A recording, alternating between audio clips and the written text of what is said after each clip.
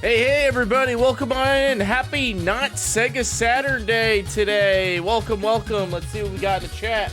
Any Indo, welcome on in. Fox Matrix, welcome on in. Marcus, welcome on in. Nightbot, welcome on in. Death Clonic, welcome on in. Fat Super, welcome on in. Elser, welcome on in. Am I missing everybody? Lester Panda, welcome on in. Fat Super, you're the first. Congratulations. Elser, you're the third and second. And Knuckles. Welcome on in, everybody. Michael, welcome on in. Happy not Sega Saturn Day. Mazer Gaming, welcome on in. Music sounds like something from the Casio keyboard. It's from a game called Iridium 2 for the Game Boy Advance. Really good music. Really good soundtrack. How's everybody doing? Happy Tuesday. Welcome. So today, we're going to continue our first playthrough of Linkle Liver Story. We're playing the English translation patch version of it. We're very close to the end, so I put another game on the list in case we finish early. Yes, this is Game Boy Advance music. It's really good. It's very reminiscent of like an Amiga game. It's a shmup. So Elser, look out for Iridium 2 on Game Boy Advance. It's really good. But here's the other game we're gonna play afterwards if we finish early. Okay, if we finish within 3 hours, we'll pop this one in. It's Lupin the Third, Sage of the Pyramid. So yeah, just two games for tonight, maybe one. I got work tomorrow. It's a work night, so it's gonna be a shorter stream than usual. So yeah, let's get right to it. I leave no time for introductions. We just go right into the game. Most streamers, they talk for an hour. I just say, hey guys, what's up? And then we start the game. That's how I roll on this channel. That's how I roll. And here we go. We're using the satiator, whatever it's called, the satiator to load up this patch. I do have the legit disc though. Hopefully my save stayed on. I don't mess around. No, I just jump right into the game. Some people don't even have a starting soon screen.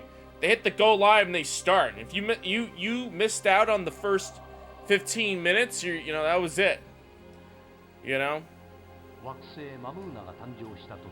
Not gonna spend an hour talking about bills. Oh, I got so much bills to pay. Thank you so much. I gotta pay all my bills today. Cartridge RAM. Let's go. In case you start a new game. Oh yeah, hold on. Our save should still be there.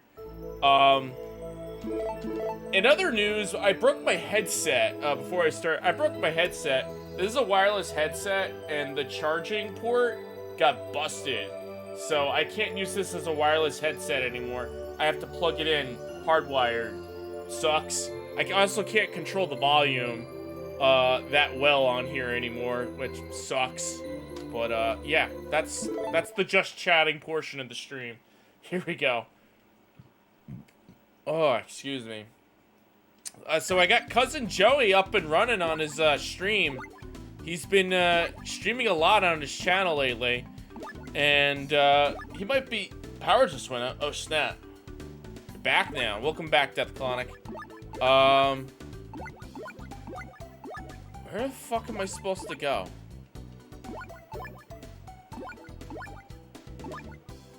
I go back to Thunder Ruins, right? I think it was Thunder Ruins you go to. I totally lost track where I'm supposed to go. No, it wasn't Thunder Ruins. Wait, was it Thunder Ruins? It was Thunder Ruins. I don't remember this part, so I'm gonna go through it anyway. Thunder Ruins. Oh, ouch. Ouch. Oh, boom. Ouch. I'll make sure my audio levels are good. Let me just, I'm gonna turn it up just a tad. Yeah, we're good now. There we go. Ouch! Go to the red. Boom. Good stuff.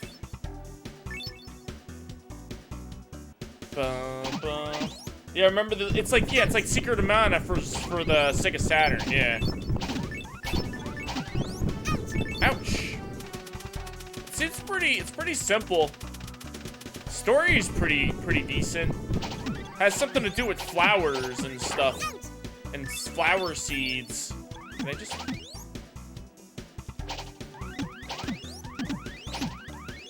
Knock these candles out of the way. What's down here? Ouch. Ouch, don't die. Oh, there's no health in there. Hold our friendo up like that.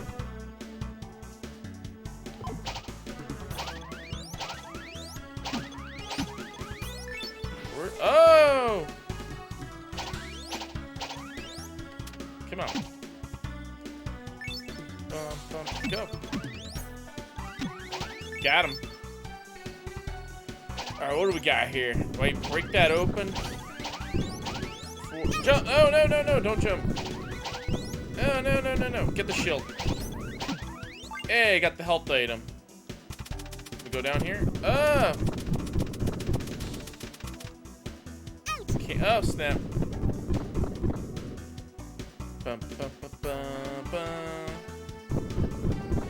What do we got now? No, I knew that was a trap. I knew that was a trap. It was like, it was a different color. Health item? Not a health item. Let me tone it down a little. I see it spiking a bit there. There we go.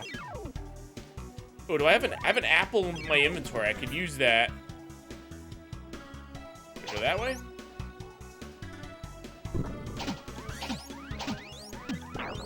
Nothing. Oh, dead. I died. Alright, let me use the continue. Alright, continue. Alright, I'll try this again. Alright, so we start here. That's a checkpoint. Go back to the red. Up. Oh, that's death trap right there. Let's just kill these guys here.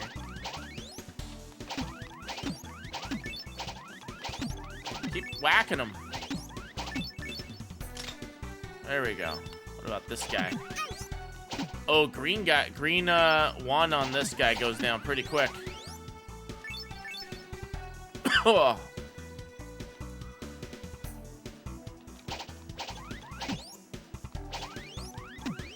Ouch! Ouch. There we go. Alright, open up. Get more of these guys out of the way. There we go. Got him.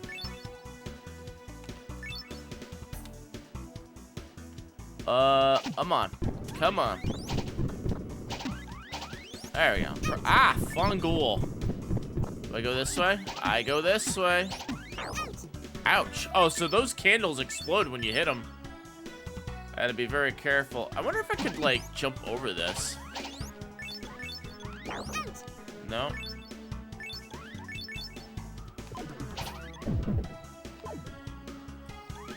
Yo, Game Vampire, welcome on in. Hope you're doing well.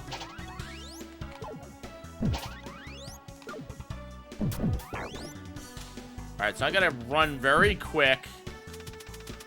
Ah, there we go. Alright, there's definitely a secret in here. I'm going, ouch.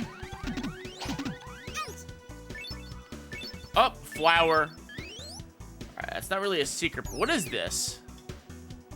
Doing okay? How about you? I'm doing pretty good. I went back to the office today. I was working from home yesterday, so I had to go to the dentist. Everything at the dentist went well. So I went back to the office today, and I'm back to streaming. I usually don't stream on Mondays solely because I want to get back into the swing of things. It gives me like another day to like, you know, get back to the, like, through my time schedule and stuff. That's the only main reason why I don't stream on a Monday night. I used to stream on a Monday. If I feel like I could bite the bullet and deal with the sleepiness, the sleeplessness, then I'll stream on a Monday. Oh, snap.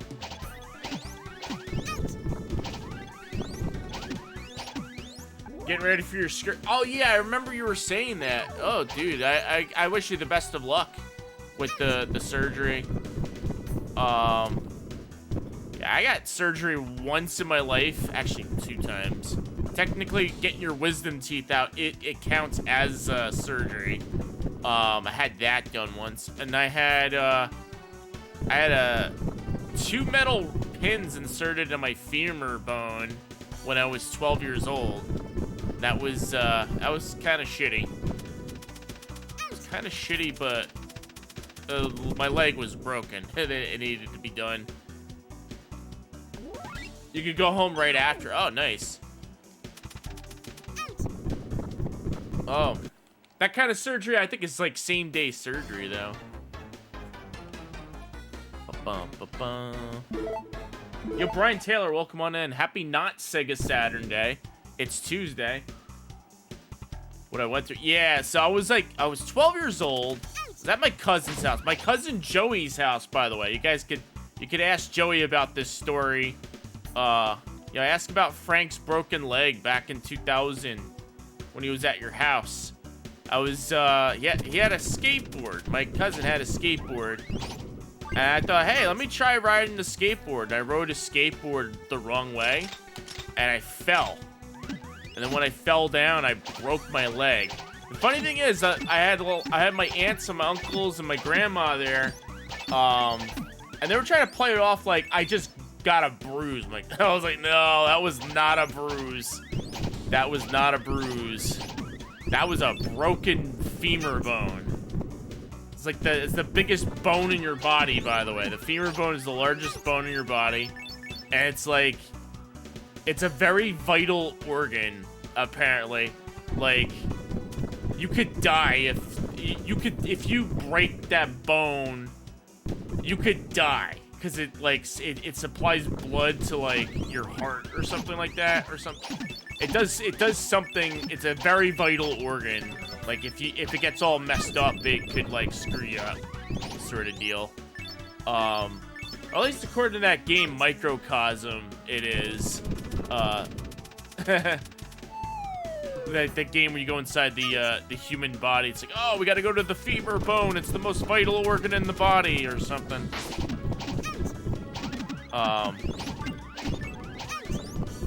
Femoral artery? I think so. Yeah, it was the femur bone. F-E-M-U-R bone. It was my left femur bone. And it was pretty bad. It was pretty painful. Let's put it this way. I couldn't bend my knee. And I know it wasn't my knee that was broken. It was so bad, like, it hurt to bend my knee. So when I was sitting down, like, you know, having tea and crumpets, you know, with my relatives after I fell, I was like, this is bad. I can't go home like this. I gotta go to the ER and get checked out. And they didn't want to take me at first because they didn't believe it. They had to hear my screams of Wraith. And then they took me to the ER, and then that's where I found out I had a broken leg. And I needed to get surgery on it. So they had to put 2 metal pins inside. I was only 12 years old. This is like, I remember the doctor was telling me, like, this is a procedure we give to old people when they break their hips. And I was like, I felt like an old man. I felt like an old man. That was interesting. But, yeah, I'm a cyborg now. VA Tracks, welcome on in. Hope you're doing well. Yeah, so I was surprised they didn't put me in a cast or anything like that. There was a big Band-Aid over the top after I had the surgery. And then I went for some physical therapy. I was in the hospital for like a week. I stayed there and it sucked. But there were no video games. But my mom brought over the Game Gear. I was playing the Game Gear. So let's see. Hungara says, and yet you keep coming back, don't you? How many times must I beat you before you realize that winning against me is hopeless? The body of mine had been made from the strongest materials this world has to offer. Behold, the product of my own ingenuity. Yeah, so After like a week or two in the hospital, they sent me home. I was on crutches. I didn't have a cast, and they said 6 to 8 weeks you'll heal up.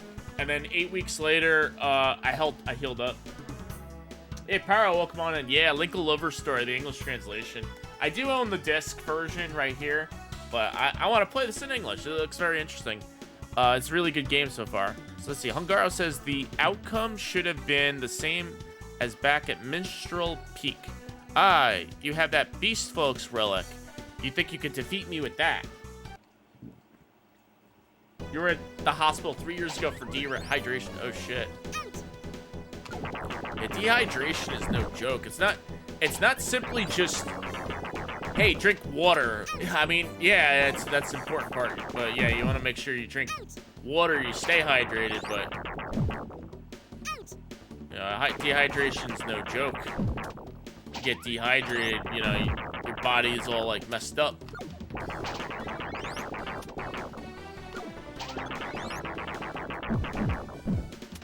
So they just put you on IV fluids for a little bit, and that probably brought it back up. I'm dead, and I got this all over again. Yo, Iron Ocean, welcome on in. Hope you're doing well. Yeah, thankfully it's not heart. Yeah, not heart surgery. Yeah, no, it isn't.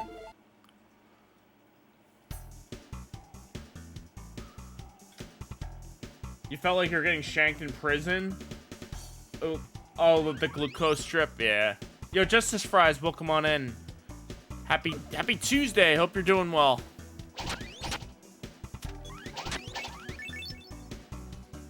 Bum, bum, bum. All right, I'm gonna go green and just. I guess we're just gonna have to get through this part. Getting spanked is the worst. Oh yeah. Getting slapped is pretty bad when you don't expect it. I'm doing great. Yes, happy Tuesday. Yeah, doing great.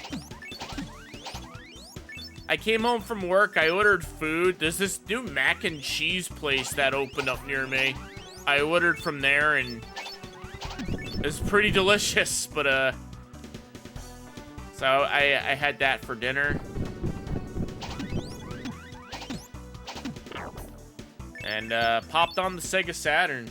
Take care of yourself. Don't just say something bad happened. Learn from it. Take care of your body. Yes. No, I agree. Oh my God, did I say mac and cheese? Yeah, it was macaroni and cheese with Parmesan and vodka sauce with Italian sausage mixed into it. And it was good. I ate the whole thing. It was delicious. I wish I just had half and saved it for later, sort of deal. But yeah, it was a pretty serious bowl of mac and cheese, big plate. I ordered it via Uber Eats, so I'm not sure if they have like an actual sit-down restaurant. I'm gonna have to check it out on the map. Leftover beef stew. Beef stew. Stew in general is really good. Beef stew. Alright, ready, set, go. There we go. Alright. Gotta remember the path here. Wait. Oh, I see.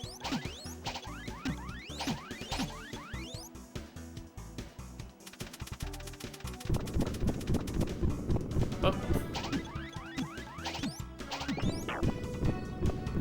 I wonder. Oh, there's a health item in there. Like 2 health items. Ouch. There we go. Climb up here. Up.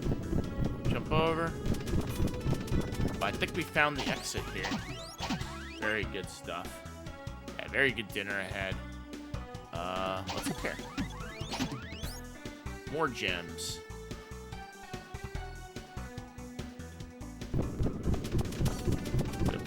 That boss should be right here. So I can run right past this boss and it takes me to a treasure chest. What's up here? More of these guys right here. Alright, so I gotta find the boss's weakness. I think the trick here is just throw shit at him. Alright, skip this part.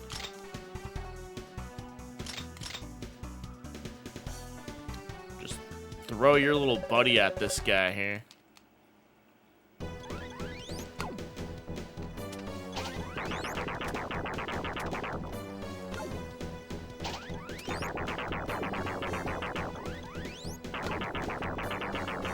You just have to throw. Oh. No, you have to. Oh, you gotta hit his hands. Okay, his hands go down first. I see. Take down his hands first. What does he do? He comes at me. Up.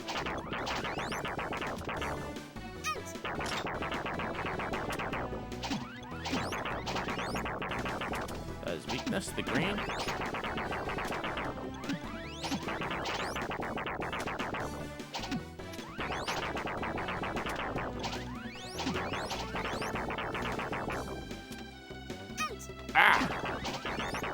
Jump out. Got him. That's one. Come on, jump out. Jump out. Love mac and cheese. Mac and cheese is very overrated, I must say. Underrated, I would say. I think it's because when I was little, I used to eat boxed macaroni and cheese all the time. And I thought, like, oh, hey, this is nothing. Boil macaroni, put the cheese sauce in, that's it. Like, I guess there's more to it.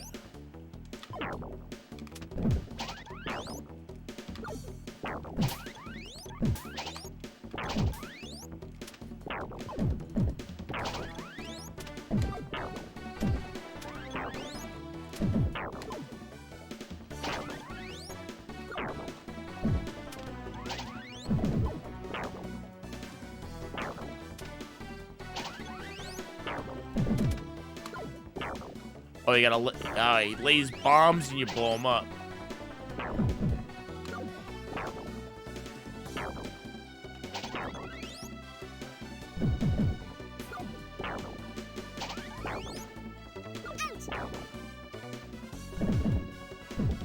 Yeah, I see. Just run back and forth. I think he dies eventually.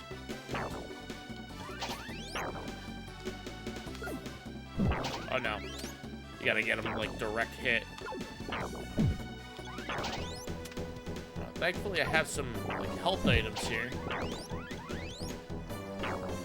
Wait, can I just hit him?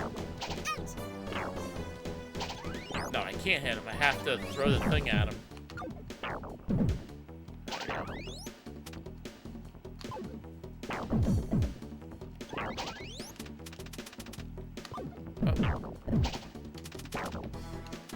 Maybe I should use a health item.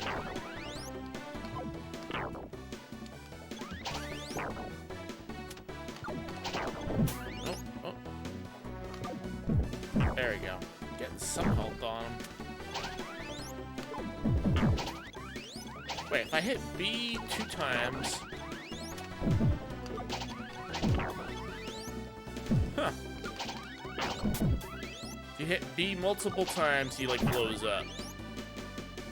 Like that.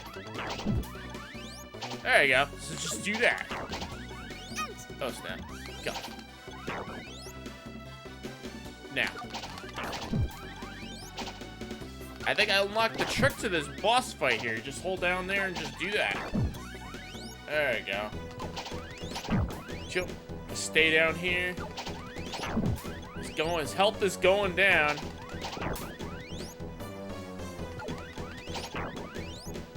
Oh shit. Just use the apple. Play it safe. Mash the Z button. There we go.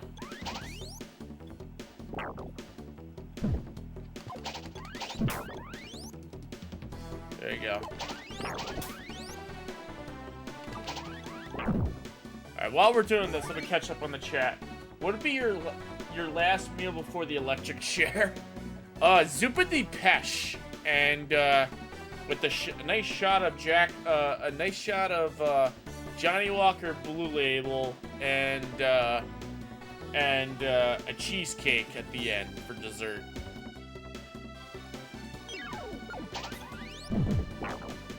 electric chair. Do they even, like, fulfill last meal requests for, like, people that go to the electric chair? Do they even do that? Like, who pays for it? My ultimate body, so even the strongest materials in this world have their own limits. Now that it's come to this, time for my last resort. Uh-oh. Second form?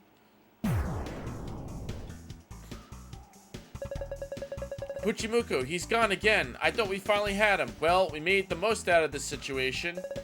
I can't believe he just ran away like that. I knew this futile from the very beginning. No way we could beat that guy. Even with this relic Chief gave us, we still failed. Puchimuku says, I totally know how you feel, but you should calm down a little bit, Kingo. It's too early to give up.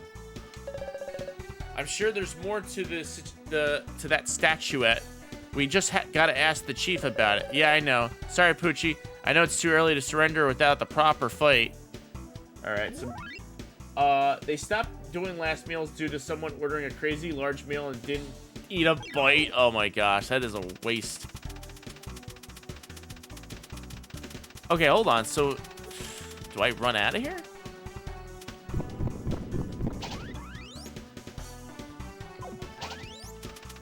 Oh, I do. I just run south, right?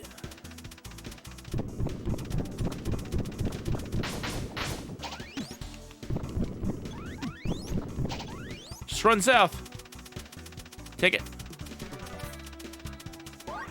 Yep, run out of here. Cool.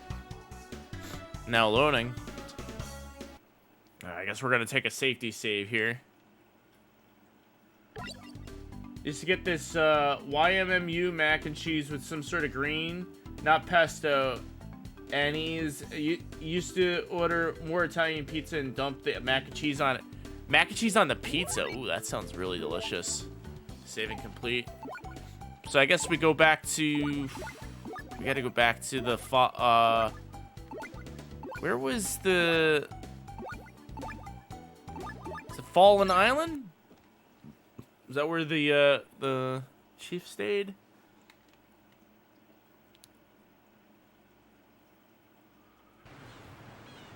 Yep, yep, that's where he stayed. If you're looking for the Chief and the others, they're gone. Both Chiefs and Crane Mall got much better, so they flew back to Rondo Forest. Okay, Rondo Forest. Forest. Okay, what was... Mac and cheese on a pizza sounds like something from CC's. I've had mac and cheese on a burger. It was delicious. The food truck I've been to had lobster mac and cheese. Oh, I wonder if they had lobster mac and cheese where I order from. I'll have to check it out next time. Rondo Forest is where I gotta go. I think that's where you start.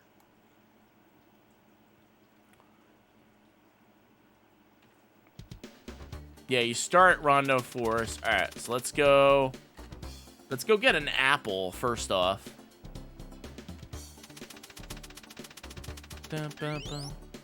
Alright. Cool. Alright, so Chief stays down here. Bird. Lala told Cramel to stay put and went off with Robin somewhere. Now he won't stop whining about it. Alright, hold on. What does the Chief say now?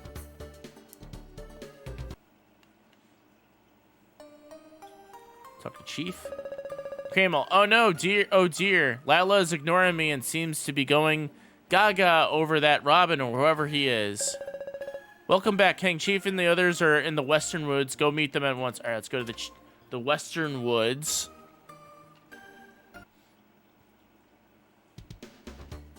Alright, go south.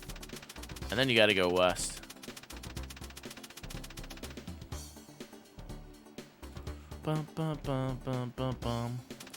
Yeah, next game I think I gotta get that's on the Saturn in English. I gotta get Shining Wisdom, which plays like Zelda. And then there's the Shining the Holy Ark game I gotta get in English. Alright, it's the Western Woods. Lala, hey Kingo. Robin and I are standing guard here as requested by the chief. And Robin, he's so cool. Stop hovering around him, King. You're obstructing my view. King, the big chasm suddenly appeared and the chief went up ahead to investigate it. The chasm. So we gotta up ahead. Just gotta go find the chasm. The chasm, huh? Finding the chasm.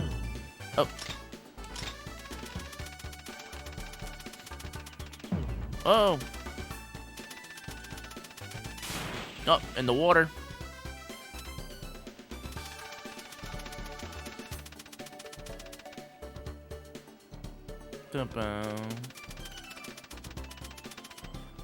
The chasm. I guess we follow this out.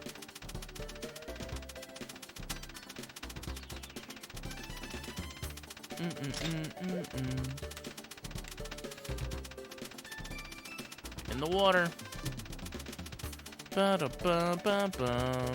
These graphics are so good. I love it.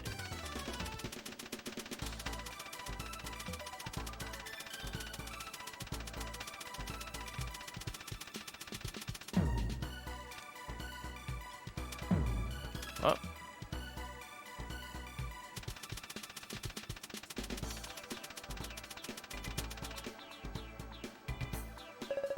Up ahead. Where is up ahead? Is it over here? Oh, here he is.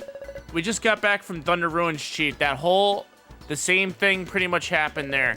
Oh, that explains it. It was probably a result of the huge explosion at Thunder Ruins. It's frightening to imagine that kind of power. He's so strong that even the relic had no effect on him. What should we do then? He sounds unstoppable now. How can we even be a match for him? King, in addition to the relic you have, there are two others, the relics of the fish folk and the tree folk. Legend has it that whoever collects them all will be able to unite the spirit of all the three folks as one. It might just be as an old fable, but you never know without actually checking. So why don't you try finding them? Me, I guess I could, but do you think they'd hand them over willingly?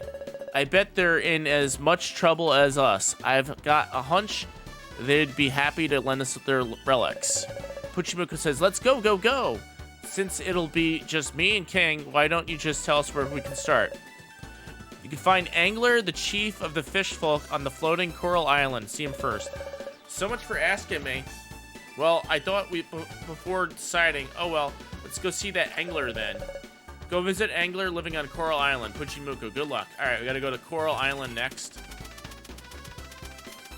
Coral Island. So hold on, I think I could use the wings here. That'll just take me back out. Alright, so that just brings me back here. Huh? Whirlwind is up north. So I gotta go to the Coral Island. So underwater level. Alright, there we go.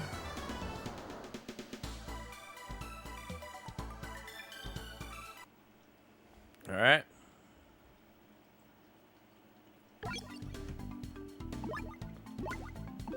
Where is this Coral Island?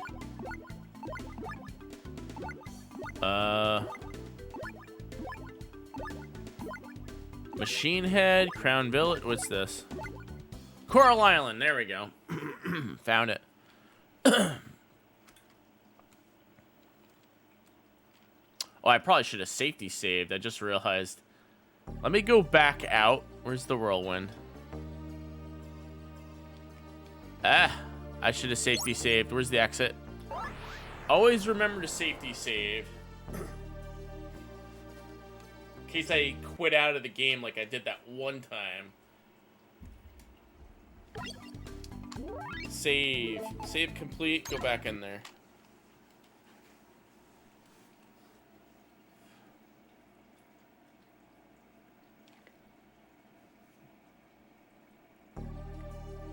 Bum, bum, bum, bum. Alright. Take this checkpoint out. Let's see. We got an enemy here. Yellow, I guess, is the way to go. Alright.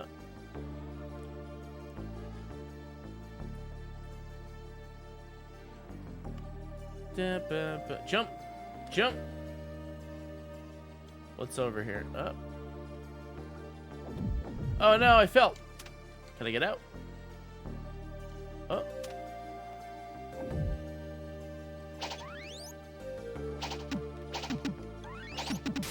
Oh no. Been knocked out of the place. Here we go.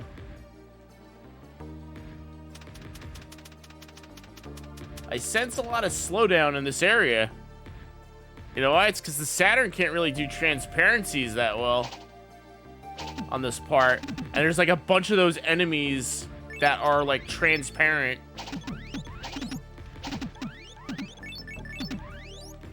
Oh, jump, jump. What was this? Angler, I'm the chief of the fish folk. The villain known as Hungaro released the giant fish and they took over my own residence at the bottom of the sea. Nice to meet you. I'm a disciple of the beast folk's chief. You can call me Kingo. And I'm Puchimuku. We've come here to ask if you could lend us the fish folk's relic, but... No way! Absolutely impossible. We've been safeguarding that relic for countless generations. We've no reason to give it away. Come on, it's our only hope for defeating Hungaro for good.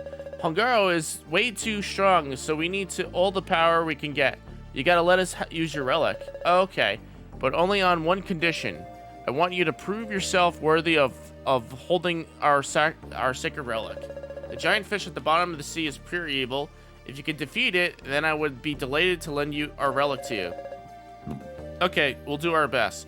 But how do we get to the bottom of the sea? Could you tell us how? You could jump to the nearby whirlpool. It's a selfish request to face such a tough foe, but do be careful down there. Okay. So you just have to jump. Oh, in that whirlpool. So V8 Track says, just friend request you on Steam Day. Oh, nice. Awesome. When do you want to match up in Street Fighter 6? So I don't have Street Fighter 6 on Steam. It's on PS5.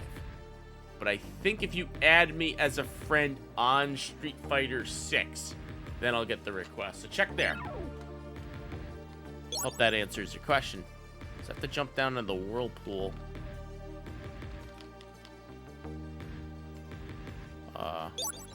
I say next time I load up Street Fighter 6, we could do it. And when will that happen? I'm way behind on my gaming so much. I'm like, I have like a huge backlog of like retro games I'm trying to go through. And at the same time, I have a huge backlog of modern games I need to get through. And I feel bad because Capcom hooked me up with some stuff I still have to get through. Like I still have to play Resident Evil 4, the remake. They also hooked me up with a code for Mega Man Dive.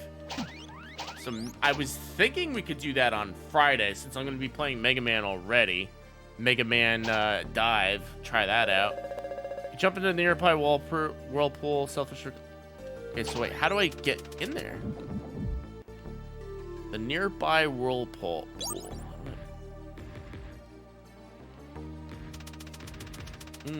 So I have to find a way to get around. To find a way to get around this. Yeah, check there. Yeah, check there. Click add friend through there. And I'm the same username as I am here. And you could definitely find me in there. Jump in there.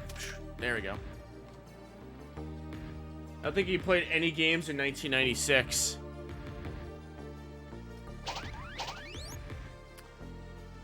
$1996. Is there like a significance to that year? Or were you like born 1996 or just you didn't play or buy video games at all in 96?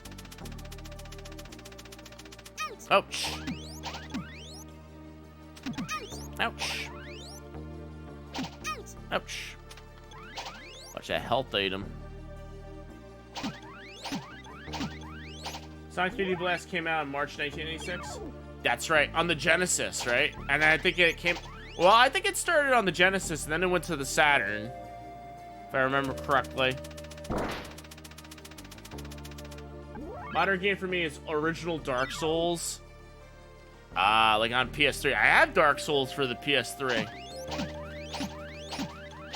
Whenever I load it up, it feels like my PS3 is gonna crap out, though. I might have to get it, like, refurbished.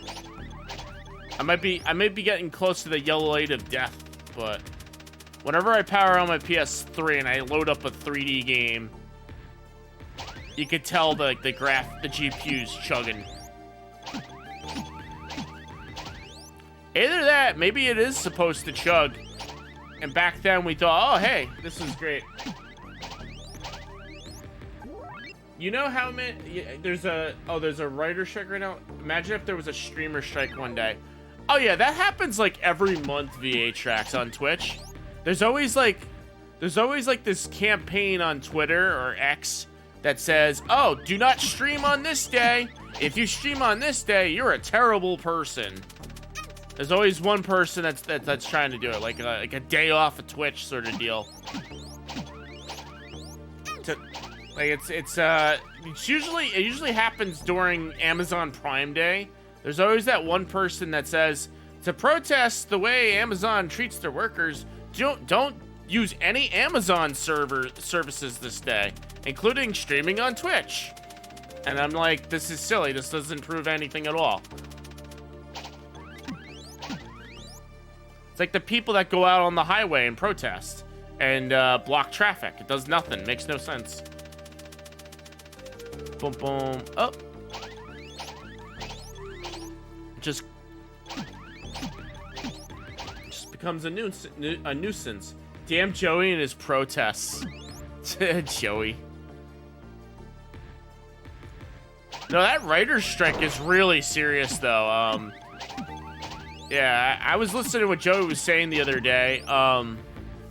It's not just, like, you know, big-time actors.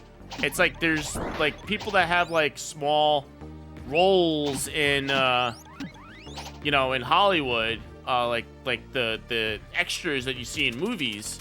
They're affected by this stuff. So that's why there's a strike going on. I think they should have some sort of like equal pay or something, or better pay.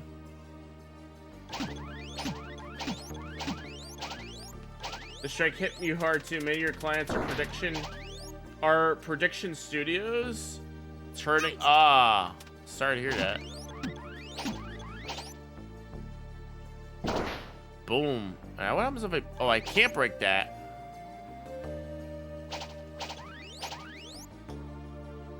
It's funny. I used to have a coworker at my day job. He always production studio. Gotcha. Okay. I was like, prediction studios. Anyway, I had a coworker who used to work with him. Used to. He always used to joke around. He's like, well, what if one day we went on strike? I'm like, you can't go on strike in IT. We're not a union. If we're a union, I can understand going on a strike. If you work in IT for a company, you can't go on a strike. And he always like, well, if we go on strike one day. I'm like, you can't go on strike. It doesn't work.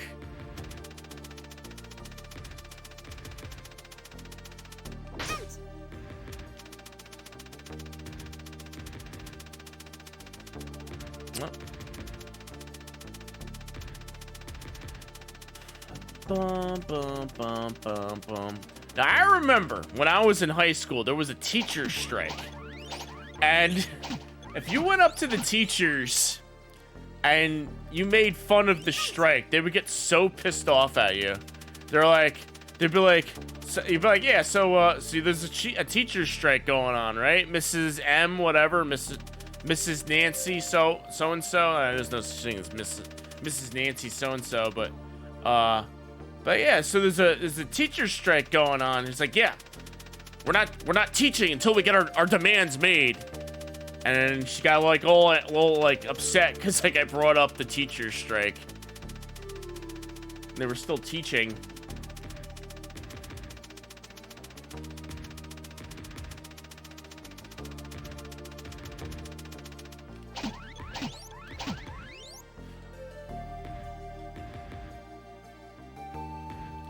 Hit that. Boom. Okay, now that should open. What's in here?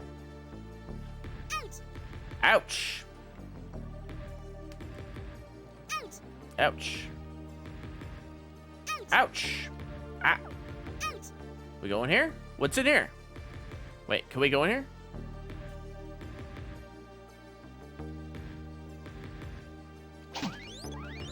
Can I go in here? I could go in here. Hit that.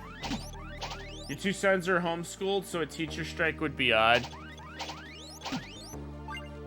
So wait, do you teach your two sons, or you have like another teacher that comes in and teaches them? I never understood how homeschool works. Like, does the parents teach their kids, or they hire like a tutor that comes in? What's this? Is that a Neil? It's a boss. Oh, it's a big fishy. The hell is this?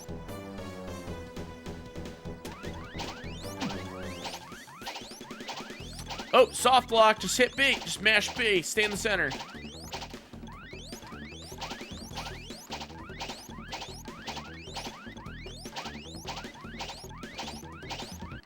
Got him. Kaboom. Is that a boss? That was like a mini boss fight.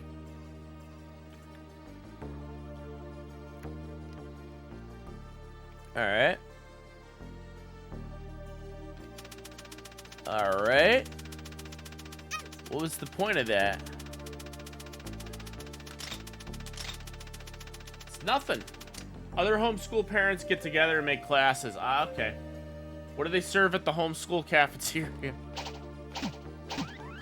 So I used to think when I was like, hey, I wish I could learn from home. And my parents would just they would just shoot it down. They're like, hey, I want to be homeschooled. I don't want to go to high school anymore. Can I just be homeschooled? And they were like, nah, gotta go to school.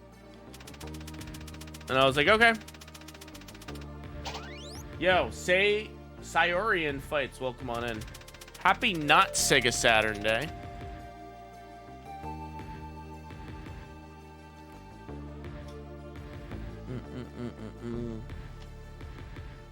Well, I'm sure, like, if you're homeschooled, it's not like you could just, like, sleep in. You gotta get up. You probably gotta get up like everybody else does, and you just do it from home. You know, like kind of like when you work from you work from home.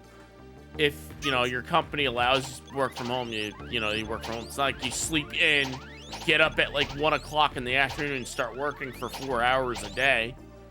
Doesn't work like that at all.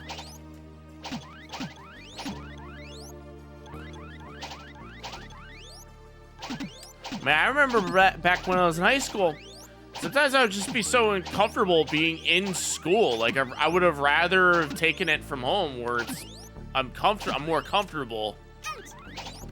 But, you know, it seems like nobody understood me back then.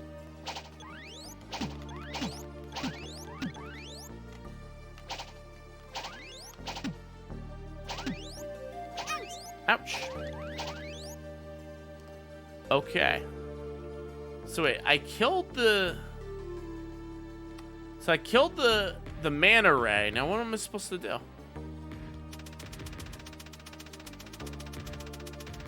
I go. Ouch. What's had a nicest day in the infirmary? Time to watch from bed? Yeah, no problem.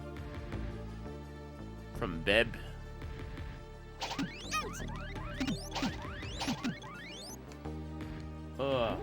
My brother was sort of homeschooled. He went to school once a week, got assignments, did them at home, turned them in. Yeah, that's all you really need to do. You could 90% of like the work that you do in school is like homework and projects, you know, like the 10% you get from like the lectures from in class are just nonsense anyway. I remember I had this one teacher, he was a geometry teacher. The 10% time he would like talk in class, he wouldn't even teach geometry. He would talk about business, which had nothing to do with geometry at all. Now it was bad because like I couldn't understand the class because he wouldn't teach the class. You ran for class president at your homeschool and you lost to the dog. Class president. Oh man, class president. I forgot what you get when you're a class president? I think you get like some sort of benefit if you're a president. At least in college, if you were the class president, picked on yo Similarian, welcome on in. At least if you were the class president in college, you got free tuition. Oh, he was the teacher's pet.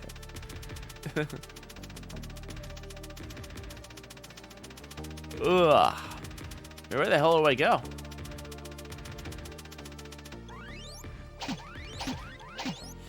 Okay. Oh, wait. That's where I came from. So I beat... Oh, okay. Do I just go up to that whirlwind? Because I killed the manta ray. Yeah, this is all parts I was out already. Would have been such an a-hole if you were ever in debate class. You know what's funny? When I was in high school, I used to think that there was a debate club or debate team. And when I actually got to high school, I found out that there was no such thing as a debate club. At least, like, my high school didn't have it. I remember I would talk to my uncles, my great uncles, because I told them I was going to high school. I was like, hey, I was thinking about joining the debate club. Oh, the debate club, that's such a great idea. Oh my God, Frankie, you're gonna be a great student in high school. You're gonna do the debate club and this and that. I'm like, and there was no debate club. There was absolutely no debate club at all. Not everybody can handle the deal. This debate club, it's called politics. That's why you guys spend 10 years learning everything you can about something so you can walk in and grab a degree. Walk the hell out. Yeah, exactly. The debate club.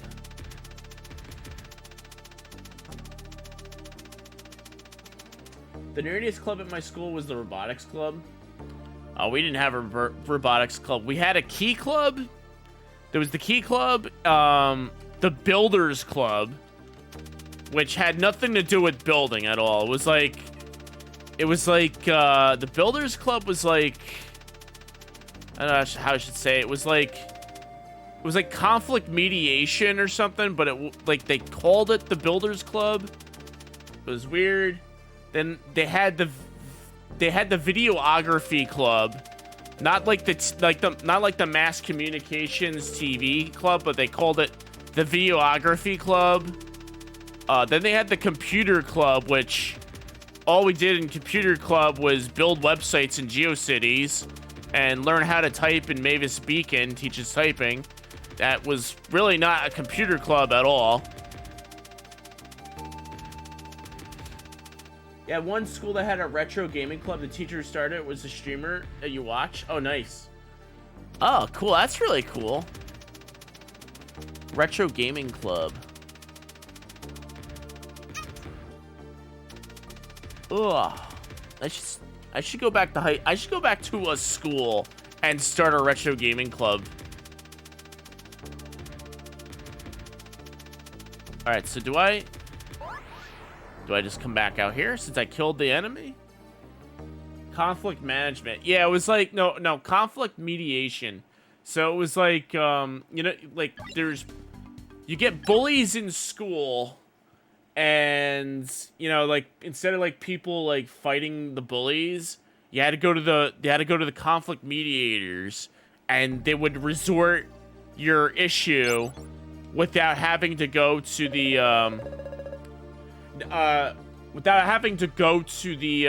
you know, to them and resolving it yourself. Started out as a gaming club, and he set up a retro station. It was the most popular station, so they changed it to the retro gaming club. Nice. So let's see. Angler says the great fish lies defeated. Even I, the chief of fish folk, was no match for it. But you, yes, you've definitely won the right to our relic. Hey, we got the relic. Cool. Thanks. We'll do our best to collect all the relics. I'll tell you what. You may find the chief of the tree folk in Cognac Woods. Take good care of yourself. Cognac Woods. Okay.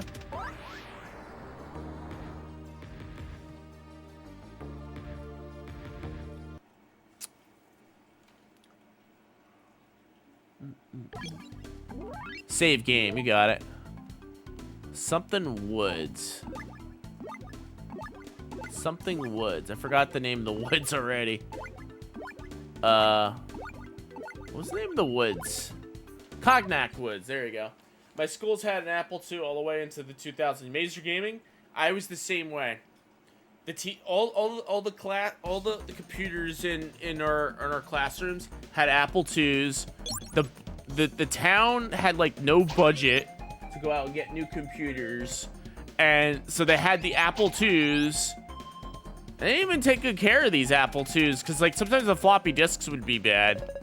But hey, Mr. Turtle, we're looking for the tree folk elder. Perhaps you could point us in the right direction. He lives on the other side of the river bank up ahead. You won't be able to cross it unless you got some extra parts. I can't see. But we must see the elder at any cost. Is there really no way for us to cross the river?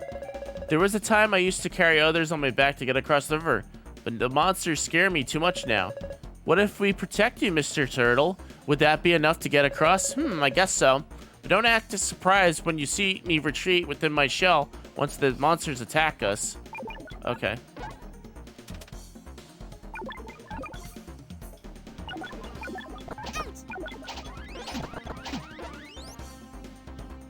Alright. Gotta protect Mr. Turtle from getting attacked here. The middle school still had an Apple IIc. Made an animated short on it, and the teacher was so impressed that I pulled it off with such a piece of crap computer. Been super focused on setting up this menu system, didn't stop working until I had to go to work. Now only stopped working because you're gonna get some sleep. Ah, nice. Gotta love those programming sessions.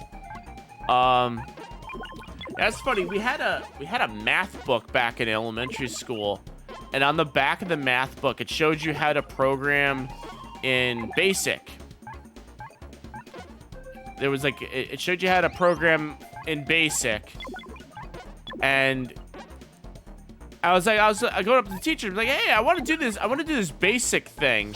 How do I do it on the computer? And she looked at me like, oh yeah, let's try doing it with the Apple II, and she didn't know how to get it to work. So I was like, oh, okay. Then years later, I discovered, oh, BASIC. I could do this on my modern computer. It doesn't work on an Apple II. And what the heck is this?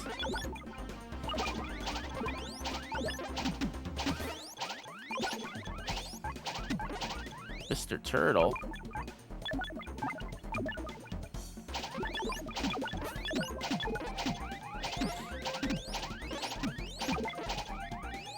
The defeat.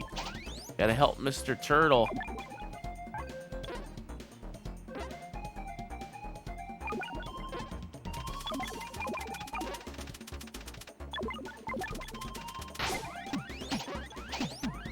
Gotta save Mr. Turtle.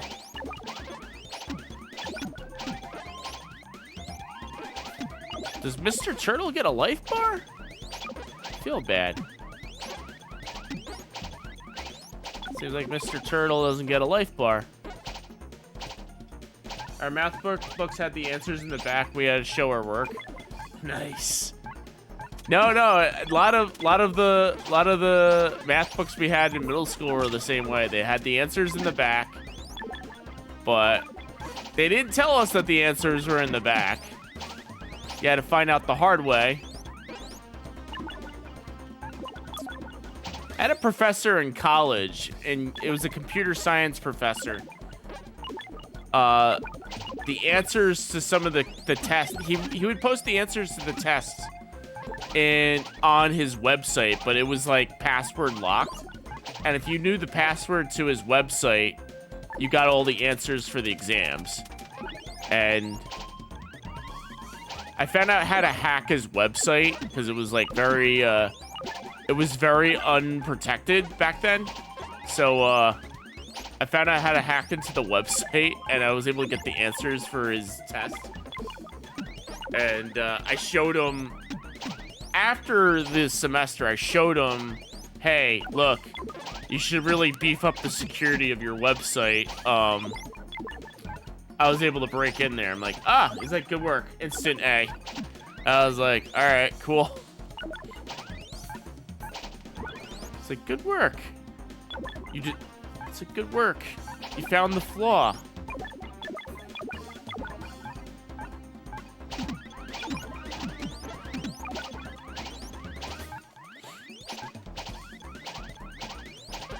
Yeah, the flaw. It's, you go to the website, right-click, click View Source. You see what the password field is expecting, and then you put that value in. You got in. It was the most weakest way to protect a website. That's actually how a lot of websites protected their. They got websites back in the day. They would protect their site with the password. They'll just put the password in the source code and be like, all right, it's 4 numbers, but like it's mentioned in the source code. If you right click, just click View Source. No, not even that. It was like, no, it was one of those websites where in order to proceed, you have to type the password in, and the password would be in the HTML code. It's that bad. And then,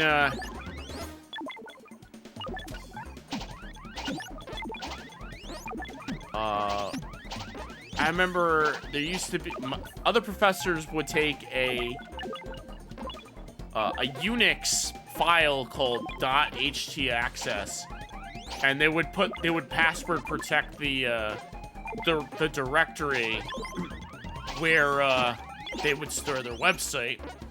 If you had access to this htaccess file, you could figure out the password to get in. That was the other way. Should have made your students pay you to change their grades.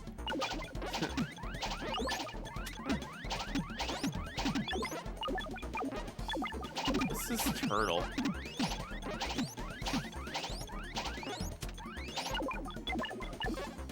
I think there were students back in, not in back in the day, but like recently, that would like break into the system where the grades are stored and change their grades, and that's like a federal offense if you do that. Even if you're in high school, changing the grades if you break into like the grading system. Yeah, you can't pull no Ferris Bueller in high school anymore, apparently. How come I can't? This turtle. Still haven't been caught. Hackermans.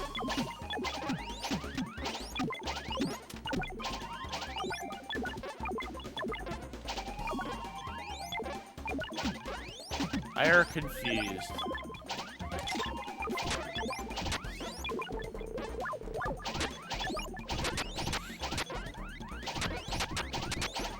State doesn't hold students back for bad grades, so they never cared about bad grades. Yeah, I think eventually they let you pass.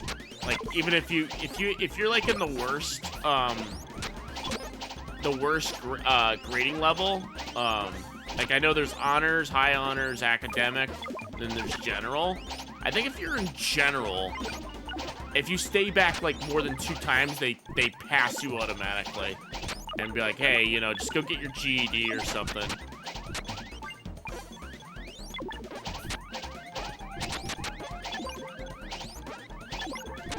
What the hell is up with this turtle?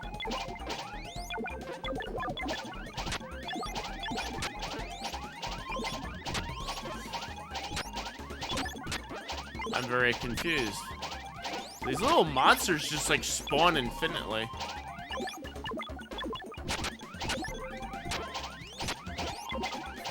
Being self-taught is best anyway, yes.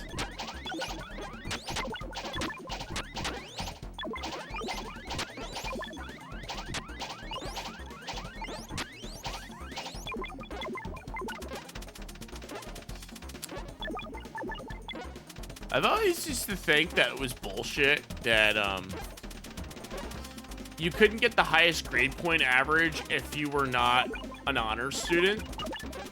My high school, they would rank you based on your academic level, and if you were not high honors, you couldn't have the highest GPA. I'm sure like every high school does this, but successful people never graduated high school. Yeah, no, that's same with college. Couldn't get above a 4.0 without the weighted average stuff. Yeah, so like I never understood why they didn't have like a highest GPA per academic level system, like highest GPA for general, highest GPA for special education, highest GPA for academic honors, high honors, and then, you know, maybe throw in that weighted nonsense. They didn't have that in high school. It's just like, all right, if you're not, you know, you're not honors, tough shit, you know, you're not getting it. You're not getting in. Sorry. Can't join the club.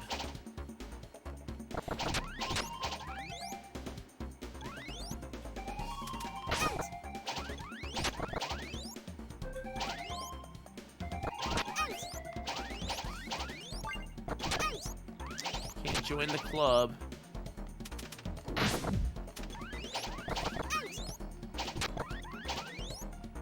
I remember in college, they had an honors college. Like they had like the, you know, the regular like the regular college, like everybody attended.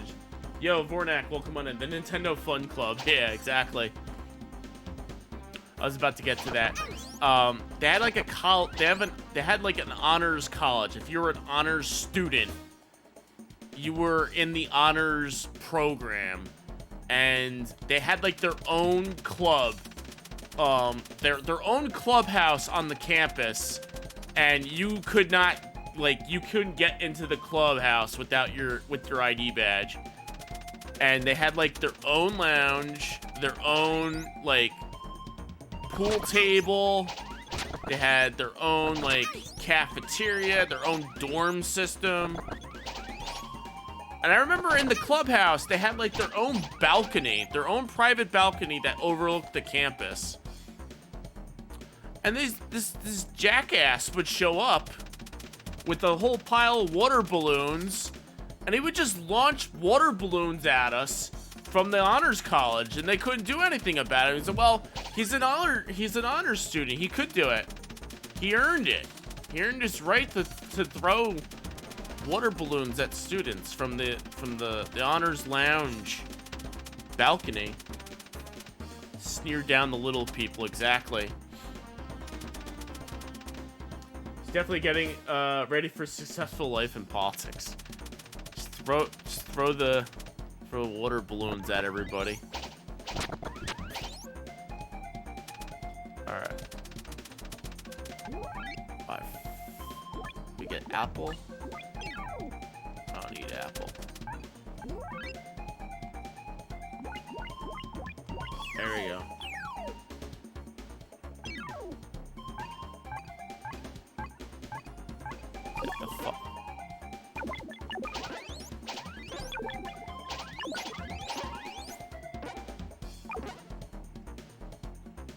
You stay on. Okay, so you have to stay on the turtle.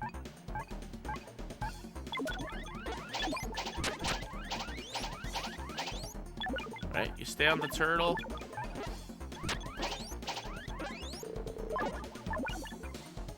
You gotta stay on the turtle. That is a fast turtle. It is.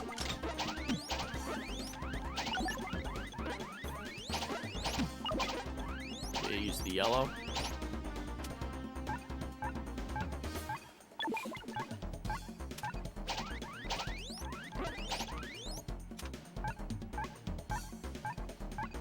Teenage Mutant Ninja Turtle.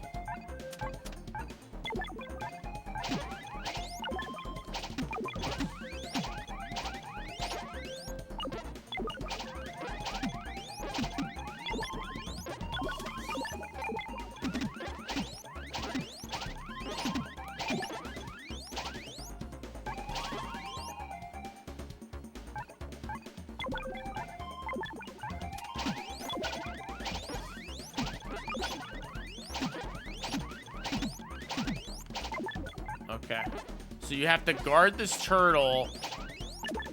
It's an escort mission for the turtle.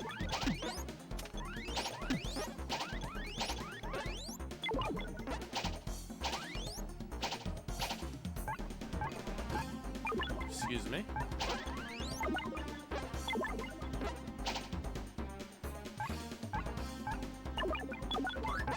I'll load up my health item here. Of course, they gotta make this level really hard.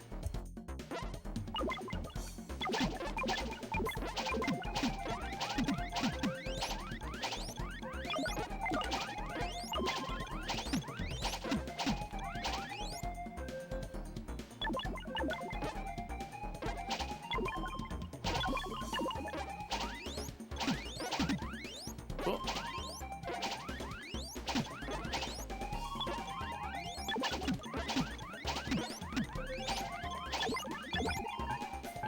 Just attack him.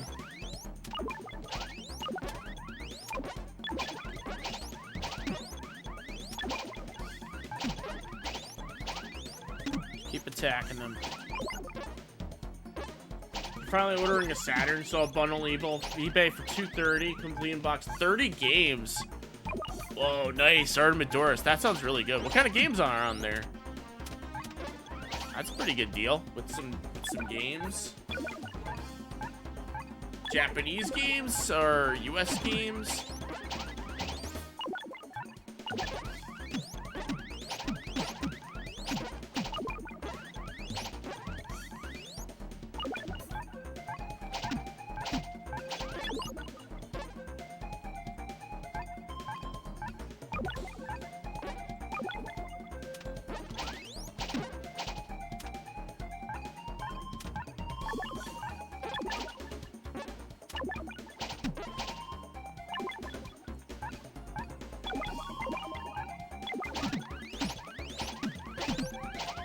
Japanese Virtua Cop, Virtua Fighter, Sega Rally, Shiny Olior, few racing games, Knights and some sports games. Nice. That's a good starter set, I must say, for a collection.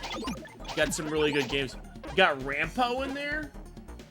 Rampo got included. Nice. We played Rampo on this channel, so if you need a guide, just look at the VOD for that playthrough. And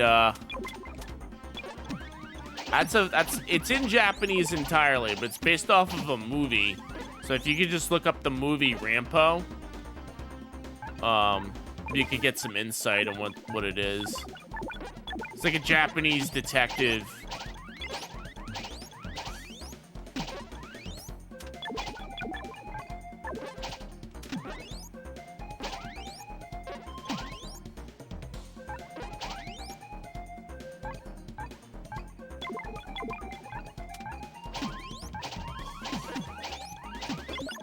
Just be careful though with the Rampo. There's a puzzle in the game. Well, not really a puzzle. There's a part where you're talking to somebody. You have to hit the cancel button on the D-pad on the controller in order to proceed. And they don't really tell you how to do that. Like it's the thing is, it's not like it's one of those situations where you gotta know Japanese. It's just like you have to hit cancel at one point, and they don't tell you. It's kind of annoying. So, like, if you feel like you're stuck in that, just try every single possibility on your controller.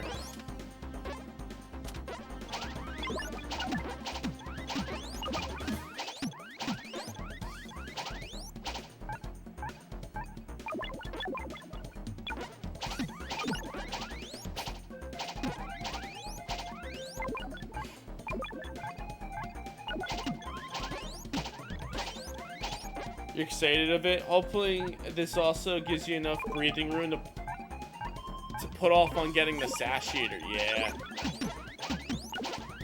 Turtle's a hard-working man. Yes, he is. Alright, we're finally past the part I got stuck on. Ish.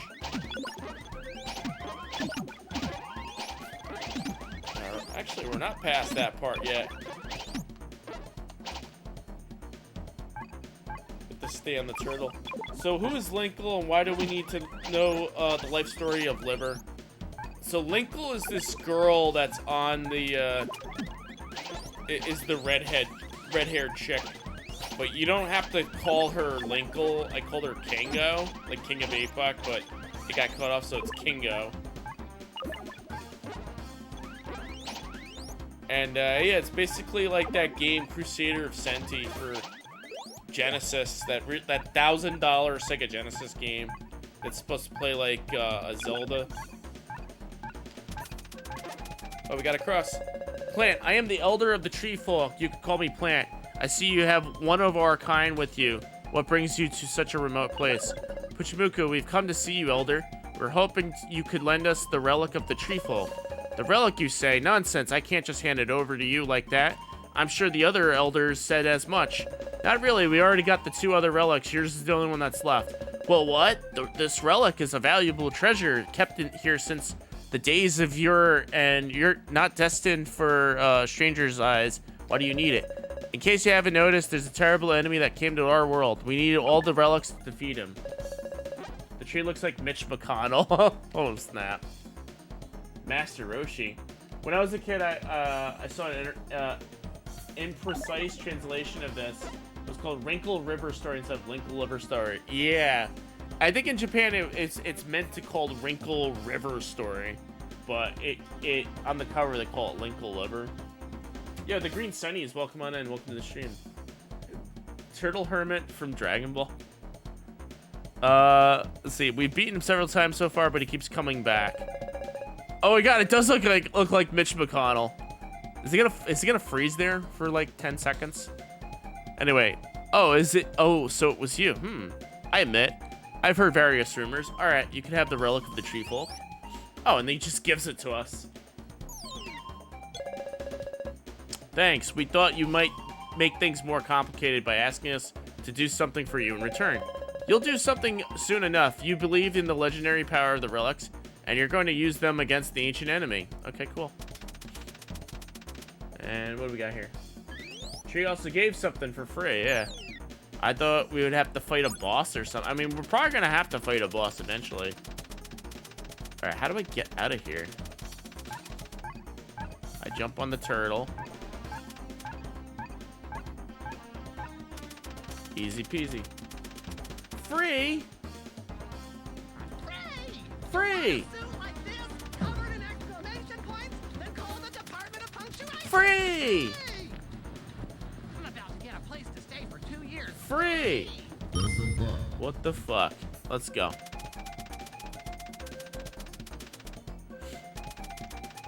What the fuck? What the fuck? Yeah, let's go. We're gonna be playing that game on Thursday, by the way. We're going back to it. What the fuck? Dungeon Explorer. That's a great game for Sega CD. I really like that game a lot.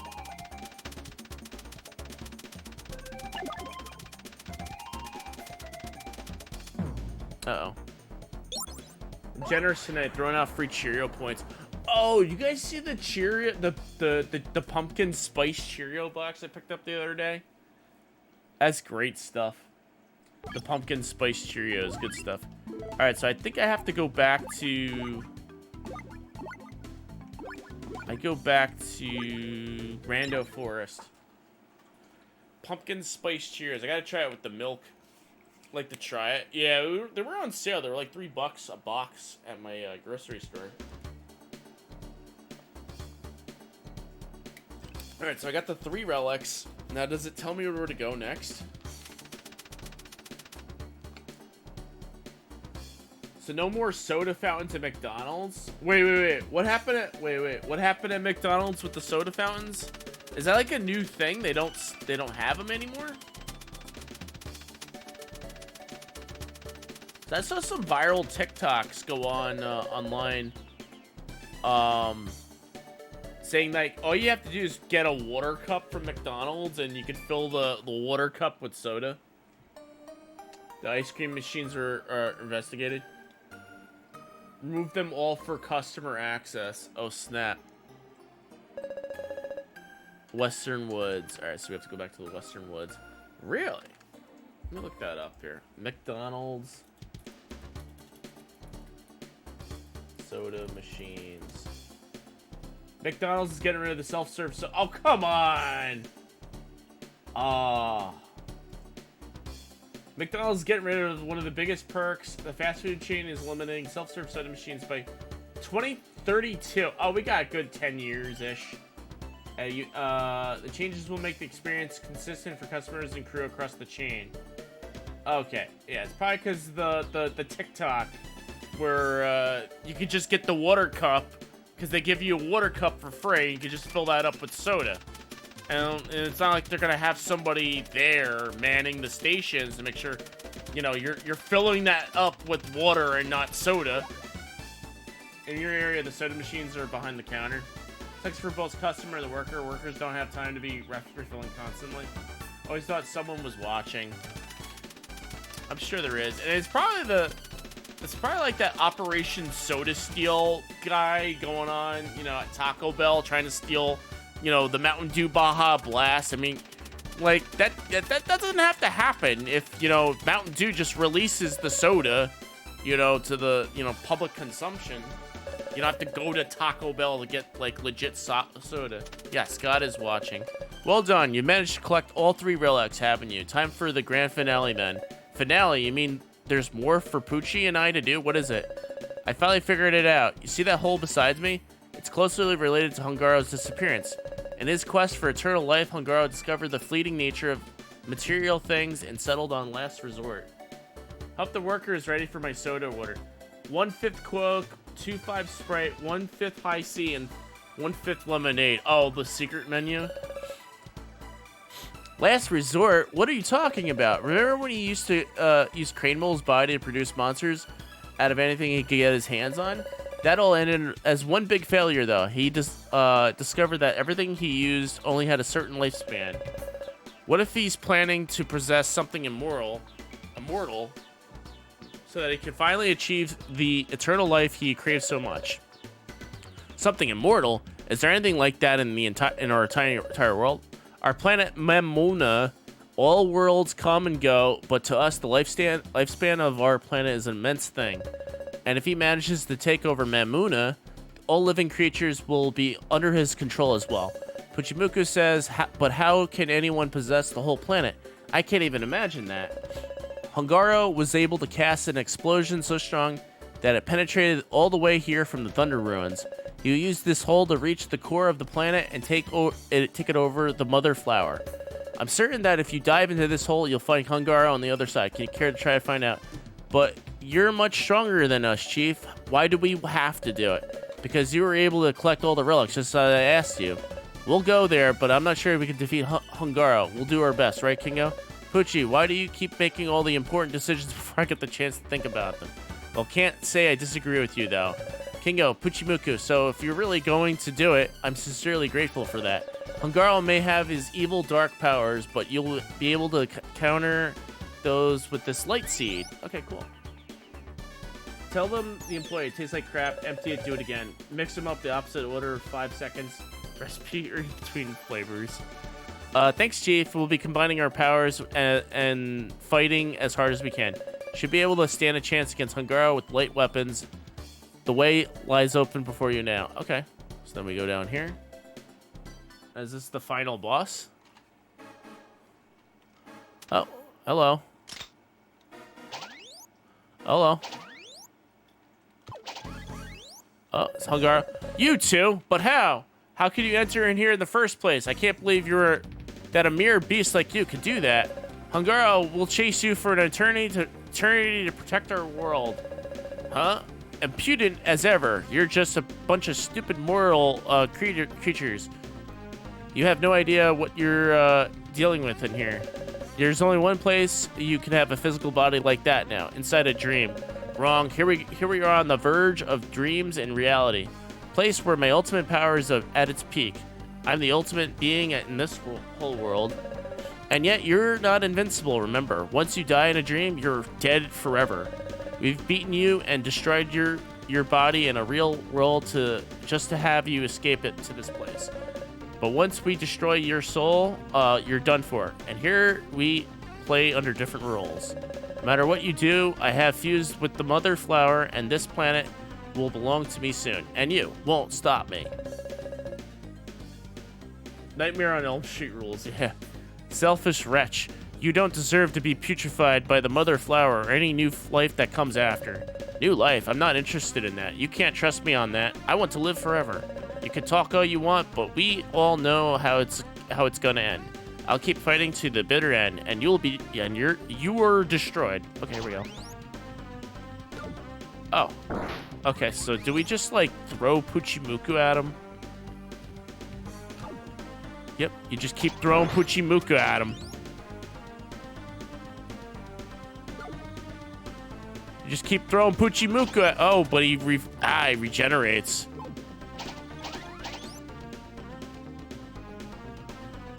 He regenerates. Okay, I see now.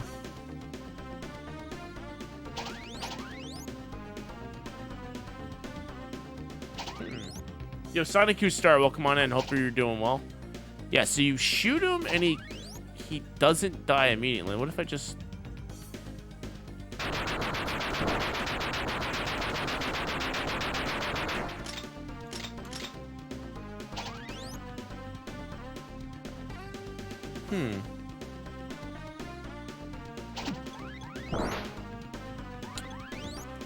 Huh. So what if I throw a Puchimuku at him? So what if I don't... What if I'm supposed to let him shoot himself?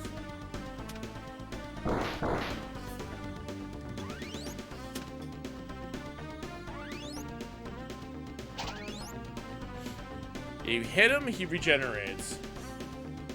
The near end game, I think so. I'm trying to figure out how to fight this boss. Do I have to hit? Use light weapons.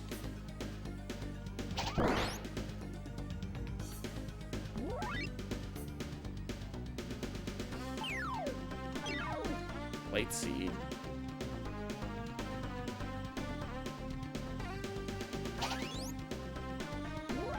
Hold on, let's try backing out. Mash Z. I can't use it. Huh. Light seed, wind seed, water seed, earth seed. I think I'm supposed to use this light seed.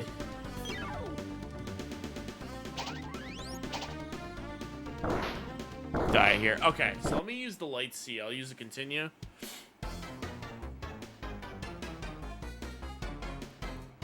I'll use a continue. It probably doesn't put me here, does it?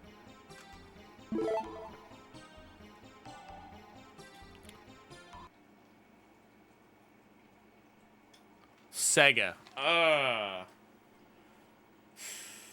So push me out. So I gotta load my save file. When was the last time I saved? Did I save after the turtle or before the turtle?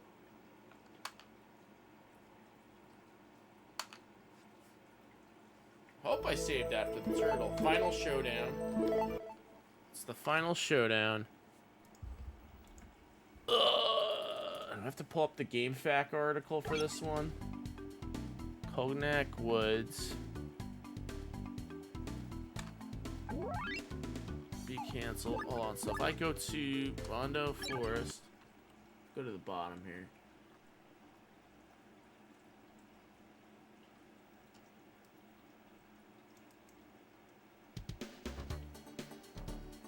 Equip a light seed imbued weapon before fighting him. Alright, so I got everything. Alright, so I need to get a light seed weapon. So I have to go get a light... Okay. So I have to get the light seed weapon for it. Alright, so... Light seeded weapon. So he gives you a light seed at the beginning of the fight. So we have to run in and plant one.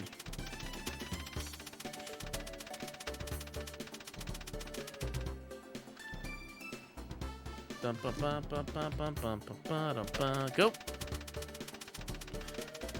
Alright, I have to go to the Western Woods. Don't fall in yet. Get the seed.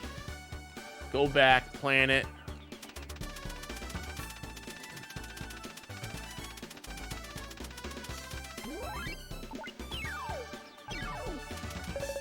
Oh. No, stop talking. Here we go. All right, skip the text. Give me the seed.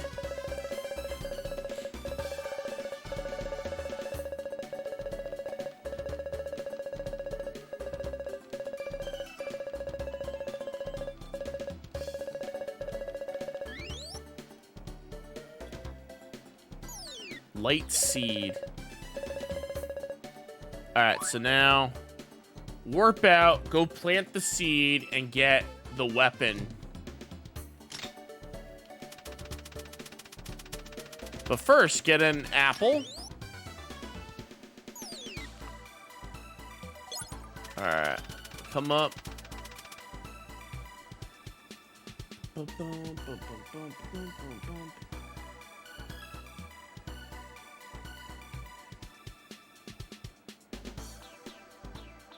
All right, take the warp. All right, do a safety save.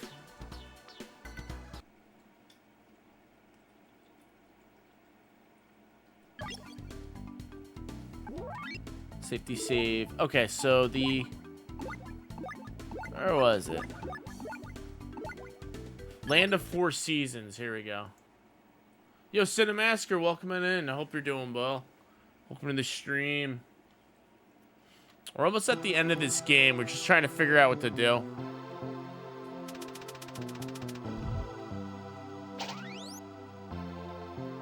So have to plant the seed.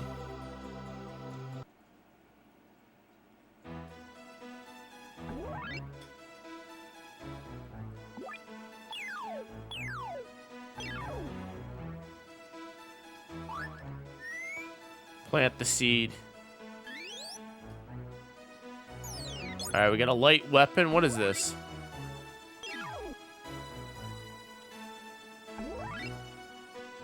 Arrow lance, light bringer. There it is.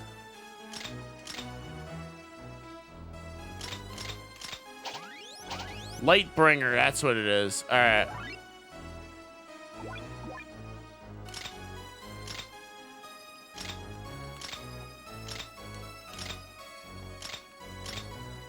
Light bringer. All right, so we got a light one. Okay, light weapon right here.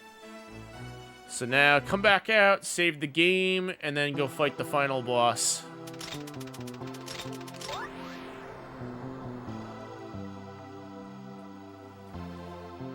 Gotta finish this on Saturday if this is it.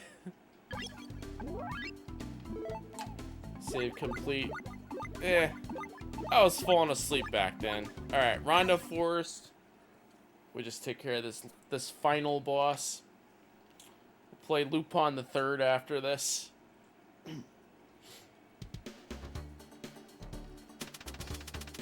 Go.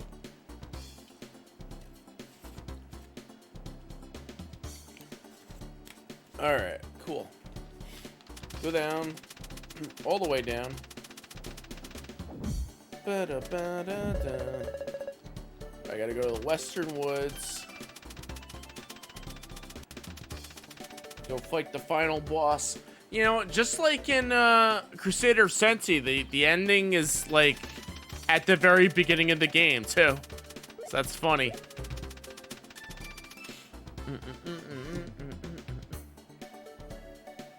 Alright, so go right up.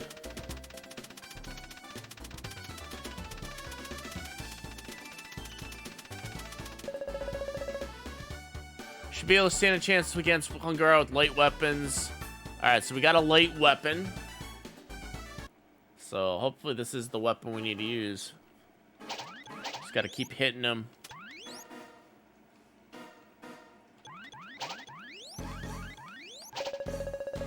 Oh, I got a mash C. Alright.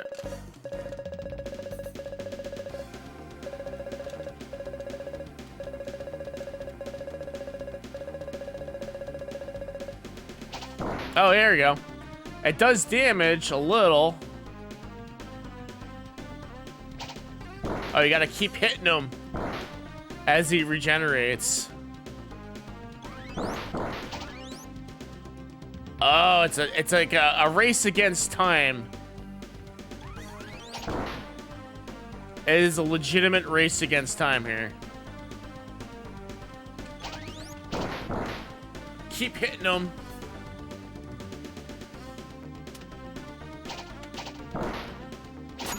There we go. I have like no health. All right.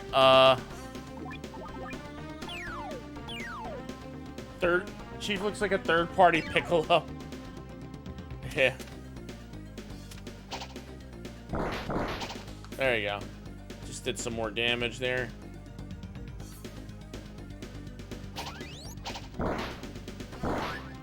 There you go. Life refill.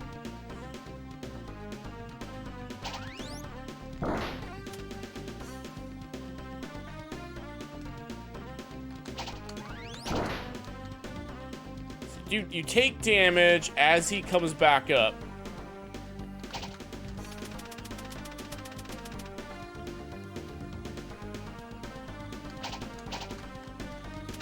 There you go. That's the trick. You just run, you hit him and go. Oh, easy peasy. Alright, comes back up. Take damage. We're almost there. Run away, come back. Oh, I'm running out of health here.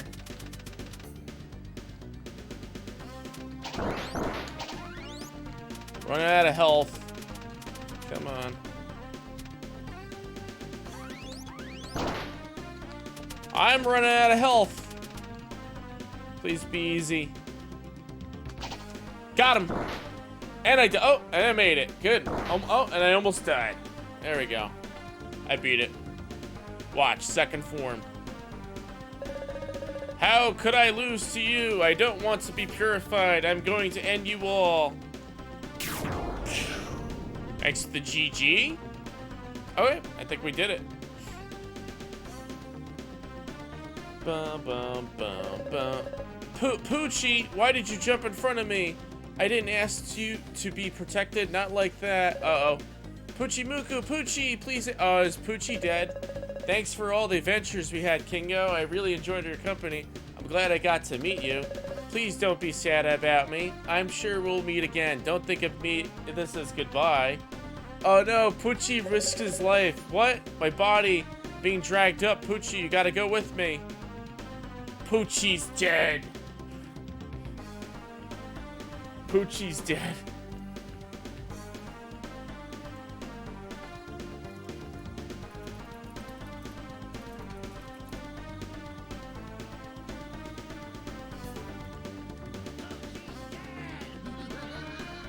Poochie's dead. I'm sorry, I had to. Poochie got shot. Alright, what happens now? Alright, so I left. Where the hell? Do I go back to the beginning?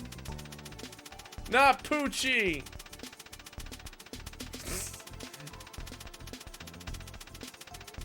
Oh no, Poochie's dead. Poochie.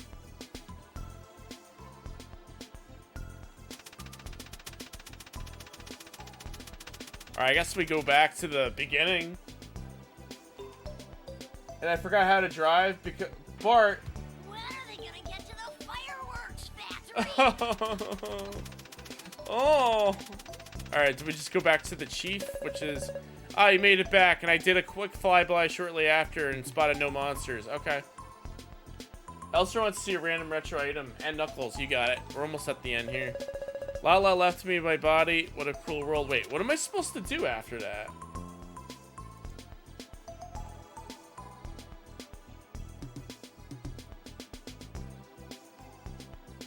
Watch the ending cutscene. Wait, where's the ending cutscene? So wait, after Poochie dies, where do we go? Oh, you're alive. I was so worried about you. What happened to Hungaro? Gone for good, but Puchimuku is. He shielded me with his body. Are you joking? It can't be true after we became such good friends. Poochie, I was gonna catch up and cook some super duper tasty fish for both of you. I will get him. I'll get him. Hang on, we'll get to the ending here. Poochie was following us. No Poochie? The heck? Alright, let's get Elster's random retro out. Elster, you get a copy of Police Quest 3 for PC. I'm gonna be playing Sierra adventure games very soon on this channel. Almost too real. Almost too real, everybody. Police Quest 3 on PC, DOS. Comes with 6 floppy disks, I think. It's a big game. That's the manual and the official floppy disk. Let's see. There's a bunch of floppy disks on here. 1, 2, 3, 4, 5. There's 5. 5 in total. 5 floppy disks. That's a big game. We'll be playing some Sierra games pretty soon on this channel. I think next week we're gonna play one. I don't know which one yet. I was thinking about playing King's Quest 6. Yo, Purple and Gold, welcome on in. Happy not Sega Saturn Day. That big box is Metal Jesus pickup right here. Yep. Yeah, Metal Jesus. Metal Jesus here, everybody. Metal Jesus, everybody. I used to work at Sierra Online with Drunken Master Paul and Metal Jesus here, everybody. Nah, Drunken Master Paul is really cool. I think he's awesome, Metal Jesus. I just like Metal Jesus a lot. Let's see what we got here. Oh, Kingo, is that you? Pieces returned to the world thanks to your diligent efforts. Metal Jesus just woke up. I need a Metal Jesus wig. It's a hidden gem. Hidden gems. Sonic 2. Sonic 2 is a hidden gem. That was Game Sack making fun of Metal Jesus. Alright, where the hell am I supposed to go? It said sit back and watch the ending sequence, but where's the ending sequence? Game just doesn't end. Does it end? Johan Handfest, welcome on in. Metal Jesus is too busy attending fashion shows in Milan with Paris Hilton to give us your past experiences. You love them too. Yeah, yo. APAC needs the wig and some platforms. Cosplays Metal Jesus for Halloween. Metal Jesus here. I mean, I got the height.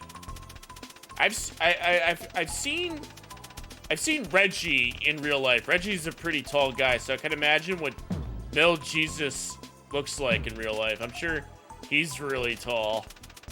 He's got to be like 6'5" at least. I'm 6'1". So popular, lover hit, yeah. Little Jesus, everybody. Middle Jesus. We played a few rounds of SOCOM with Reggie on X-Link Kai. Oh, nice. Yeah, I'm tall. Yeah, I'm 6'1". But when I was younger, my mom used to tell me I was 6'3". I used to tell everybody that I was 6'3", and I met a girl on the internet who was 6'3", and I told her I was 6'3", and she wanted to date me. And when I met her in real life, I catfished her. She found out I was actually 6'1", and she dumped me on the spot. Which is very sad. True story though. You want to meet John Riggs? John Riggs is awesome. Yeah, I know John Riggs in real life. He's really cool. Yeah, so this is what happens when you tell your son that you're 6'3" and you're actually 6'1". Yeah, not like this, exactly. Found out my height in the worst way. Yep. Yeah, it was terrible. It's terrible. So I just tell everybody I'm 6'1" now. Love to meet John Riggs. I just need to go to more conventions. Yeah, I got to meet him at Too Many Games 2019. I met him in real life. Had drinks with him. It was awesome. We were hanging out in like this bar at the convention center called Arnold's Family Fun Center, and they had like go-karts, and there was a bar in there, and we were just drinking. It was awesome. That's how I know him. That's how yeah, he rates my channel and stuff. He knows who I am in real life. Let's see. Lala says, Kingo, I saw a flying weird looking plant a little while ago. He was heading for the sea. Did he say, how you doing? You got John Riggs here? You know what? You know what? I think he did say that. He definitely said that. Yo, Sunny Boy, welcome on in. Welcome to the stream. The Mother Flower, so good to hear. It came back to Totem. Yo, Mo, welcome on in. Welcome to the stream. I'm doing great. We're finishing up Linkle Liver story. New life will spring out of the sadness that has transpired here. It's a beautiful yet melancholy thing. By the way, Kingo, how is Puchimuku? It's weird not seeing him by your side. He shielded me at the cost of his own life. It's my fault and mine alone. Don't blame yourself for that. I feel terrible for what happened. But it's all not that bad. What are you talking about? I don't understand at all. Chief, me and Poochie, we were... Kingo, go check the place where you first saw the whirlwind around our forest. Is Poochie alive? Don't you think that plant looks a lot like our Puchimuku? Puchimuku's a tree folk spore. After all, perhaps some part of his soul was carried here by the whirlwind. I don't think I ever forget the things that happened up until now. I didn't say anything at the time, but I knew that was Puchimuku. From the bottom of my heart, I gave my thanks to the wondrous power of nature. For here is the proof of Puchimuku's life. And then, perhaps the immortality which Hungaro sought was nothing more than life which is passed down from a parent to a child, forever and ever. So, VA Track says you could still be 6'3". A growing number of men are undergoing radical... Okay, I knew you were going to say that. The expensive surgery. Yeah. That actually happened to this kid I went to college with. He had a legitimate reason for that. And because he was under 5 feet tall. And he got the surgery because he was under 5 feet tall. He grew up to, he got to be 5'4" out of it. But they had to, break all of his bones in his body. He had to go through, a crazy amount of physical therapy. A very painful procedure. It was also very expensive. Yes. The A-Tracks. Yes, I know you could do that. You definitely could do that, as not recommended. Super Fox, welcome on in. Thank you for the raid. Golden Mustaches, welcome on in. That is the ending of the game. Let's get a shout out to Super Fox. Shout out to Super Fox. I could also put on high heels shoes. That's technically something that, there could be high heel shoes for men here. But anyway. Poochie's dead. Yay. Poochie's dead. Thank you for the congratulations. Just that, why would your mom lie to her own girl? Well, you know what? It's not that she lied. It's called exaggeration. Thank you for the follow. Appreciate it. It's called exaggeration. It looks good on paper if you say you're 6'3" when you're actually 6'1". Thanks for the congratulations. Just put on some pumps. Luke Skywalker wore high-heeled boots, pretty sure. Yeah, oh yeah, definitely. And after all, in Castlevania Symphony of the Night, there's shoes that Alucard collects that makes him look taller. So I gotta get those shoes. But it's too late now. We're about 15, 16 years too late when I met the girl for the first time. So that didn't happen. I got dumped. Now, it wasn't dumped immediately, but it was, you could tell the attraction just dumped when you got there. It was that sort of deal. It was good vibes on paper. Then you go meet her in real life. It's up. You got dumped too? It happens. Yeah, it happens. She's probably watching the stream right now. You know what? She could be. She could be. Katsuji Aoma. Looking forward to the Lupin. I'm curious about what kind of game they make for him. Oh, you haven't seen this Lupin, the third game? I showed this off on stream a couple weeks ago, but I'll put it on. We'll play from the beginning. So yeah, Lupin the Third, Sage of the Pyramid. I guess, what year did this come out in? So, Lupin the Third, Sage of the Pyramid.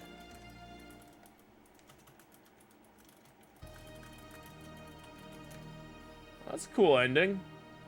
Sage of the Pyramid came out by Asmec. Finn, the end. 1998. 1998. That's a good game. Good, cool translation. Special thanks to the developers that worked on this. Whoever you are. 1998. Asmec? Sega Saturn. Change that to real hardware. I'll drop the first playthrough tag on there. Drop the translation patch. And we'll just click done. There we go. Lupin the Third. You were the opposite. Went on a date with the girl taller than you, and dumped her after that date. Being shorter than her was like being her son. Yeah, bummer, bummer indeed. All right, let's pop in Lupin the Third next. Let's yank the Satiator out. That was a good game. I really enjoyed that. I enjoyed that a lot. Come on, go in there. Go in there. There we go.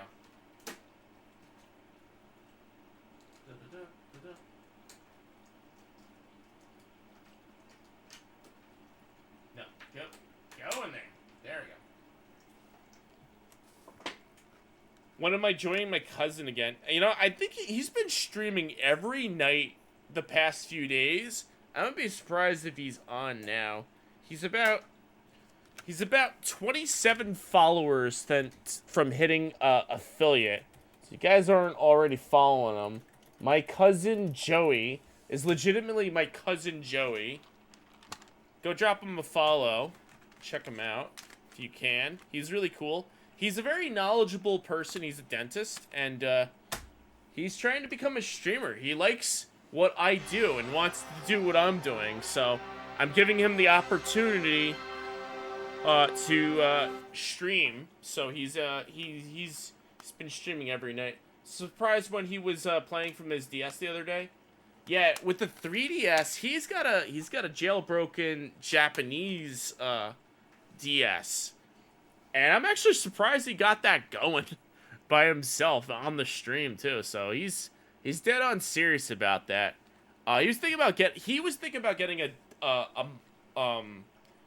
regular DS with the capture card. If he could get that going, I'm going to bring over all my DS games that I always wanted to play. Or we'll definitely play that. He could stream himself doing a root canal. Yeah. But I was thinking about having another stream with him maybe this week. Maybe this Friday. I got to talk to him about it. So that'll probably be the next time. Problem is with me and him is I go pretty late. And he has a different schedule than I do. He could do an all-nighter like I do every once in a while. He can't do it all the time because he's got a special like sleep schedule. He's got to get up in the morning. But it's not like get up at 8, show up to work. He's got to get up at like 6 a.m. get to the office at 8. That sort of deal, and that's a little bit tricky once you pull one all-nighter. It screws you up a little bit, so I could understand where he's coming from. Time for him to buy an analog pocket and dock as well. He was thinking about doing that, and he found out that it got sold out, so he was unable to get it. So anyway, this is the backup game we're playing tonight. Lupin the Third, Sage of the Pyramid. It's a 3D platformer like Tomb Raider. Sage of the Pyramid. Alright, so we'll start this playthrough over from the beginning. The glow-in-the-dark one, what about the normal? I am pretty sure it's the normal one. Yes! Night Trap shirt. Night Trap, I got this from Limited Run Games. Alright, so here's the deal. I am going to play this for like an hour and a half, and then I'm going to go to bed. So, let's see how far we can get on easy. Ooh, I could change the color?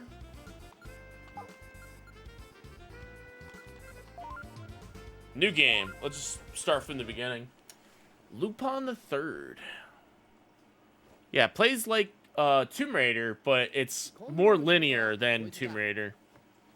大英博物館からかっぱらってきたこの本にな、逆さピラミッドに隠されたお宝のことが書いてあるんだよ。That's funny because I was like, when I was picking the game out tonight, I was like, yeah, we're gonna finish Linkle Liver Story. I was like, what if I finish it early? I was like, I'm gonna play Lupin the Third on the Saturn, and I couldn't find it on my shelf. Eventually, I found the game, and I was like, all right, we're gonna play it. ところが調査中だったイギリスカーネル大学の調査隊が消息を絶ちました。これで発見から数えて3組の調査隊がピラミッドの中で姿を消したことになります。関係者の間ではピラミッドの呪いとの噂が広がっています。この俺様が呪いなんか恐れるかってね。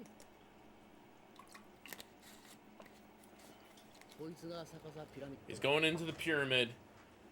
ついこの間発見されたばかりの世にも珍しいピラミッド。何でも音響測定の結果、普通のピラミッドの底面から鏡に映したようにもう一つのピラミッドが伸びてるって話だ。どうやらこのピラミッド、ただの遺跡じゃなさそうなんだな。だな。どんな秘密が隠されているやら楽しみだね。Zenigata. As much Japanese games you play, you know more Japanese than Italian. That's not true. I don't know any Japanese at all. I know very few words. I never taken any classes on Japanese. I set up a Duolingo for Japanese like 3 years ago, and I gave up on it. In fact, I gave up on it so much that the bird came after me. It was like, you missed your Japanese lesson. You missed your Japanese lesson. I'm gonna kidnap your family. You missed your Japanese lesson. No, I'm just kidding. But seriously, there's a cartoon series on YouTube where I think it's called Surreal Entertainment, where they make fun of the Duolingo bird. It's like, you missed your Spanish lesson. We're gonna kidnap your family until you join your Spanish lesson. That's where I got that idea from. So anyway, this is the loop on the third game. You jump, you turn the camera with L and R, and then you punch with the C button. It's a pretty good game. Oh, this was not what I was expecting. You were thinking of the 2D loop on the third, right? On the Super Nintendo. I need to get a hold of that game, because somehow they managed to pull off the Loop on the Third theme song on the Super Nintendo. Let's see. Lupin Super Famicom. How much does that game go for? Lupin the Third, $48. $35. Is that the game? Lupin the Third. I'm going to add this to my watch list, and I will buy it when I get a chance. Maybe we'll do a playthrough of Lupin the Third on the Super Famicom. Somehow they managed to pull off the whole theme song with the Super Nintendo like sound effects, and it's very interesting because like there's voices when they sing Lupin the Third. They took like the synth strings, and they made it sing Lupin the Third, but with the synth strings. It's really neat. Well, let's punch this pharaoh out. Nice.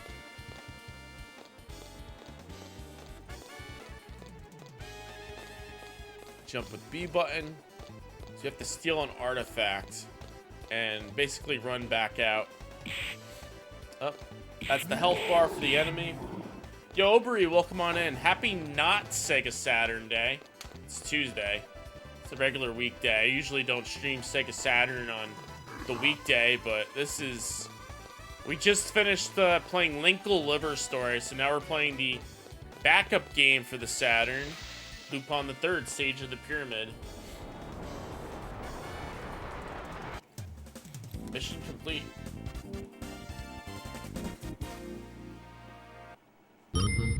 What the fuck?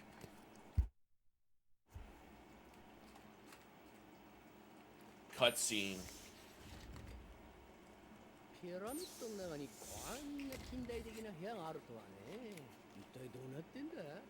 それにさっき襲ってきた奴ら一体何者なんだ？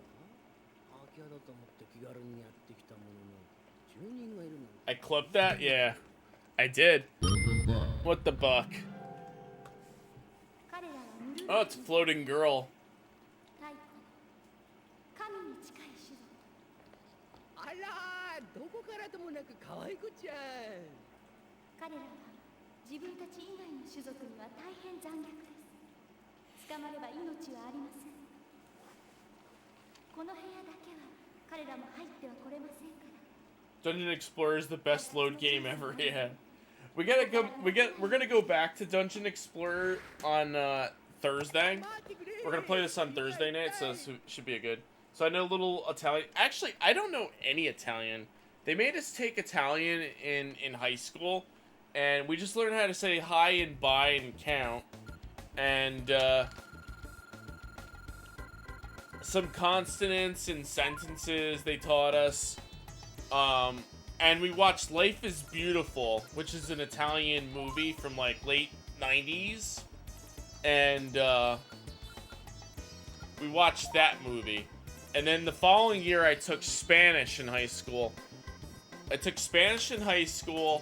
And they basically did the same thing. We learned hi and bye, how to count in Spanish. And then we watched Life is Beautiful, an Italian movie.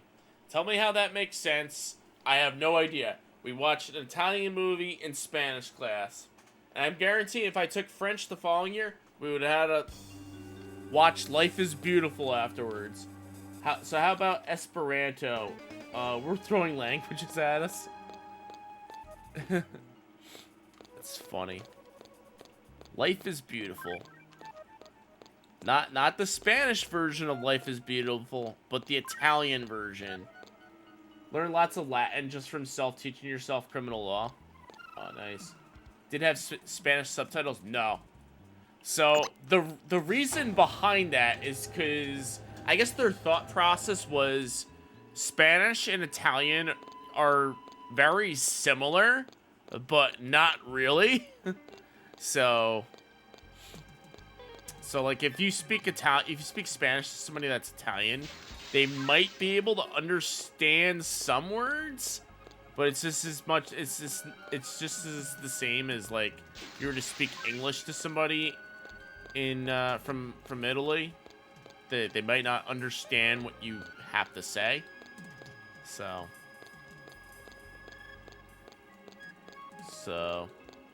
I would imagine French would be a lot different.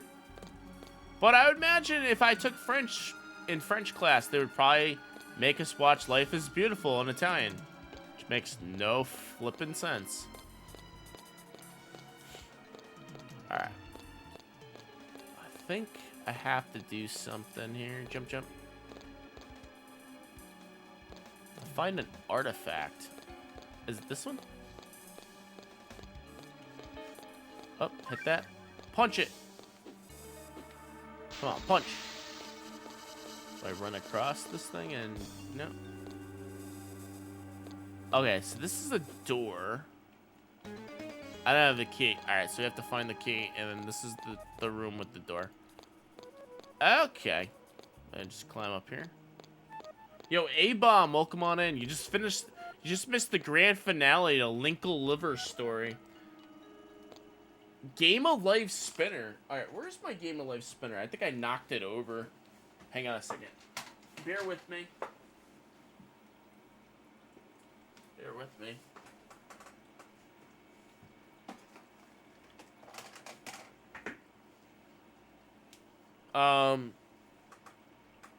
Where's my Game of Life spinner?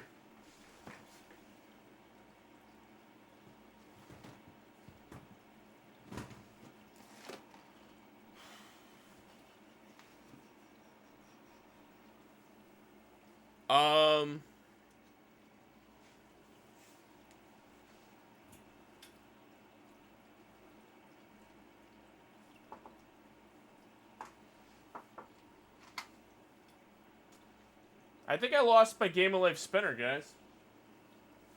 Usually I have it on the ground nearby.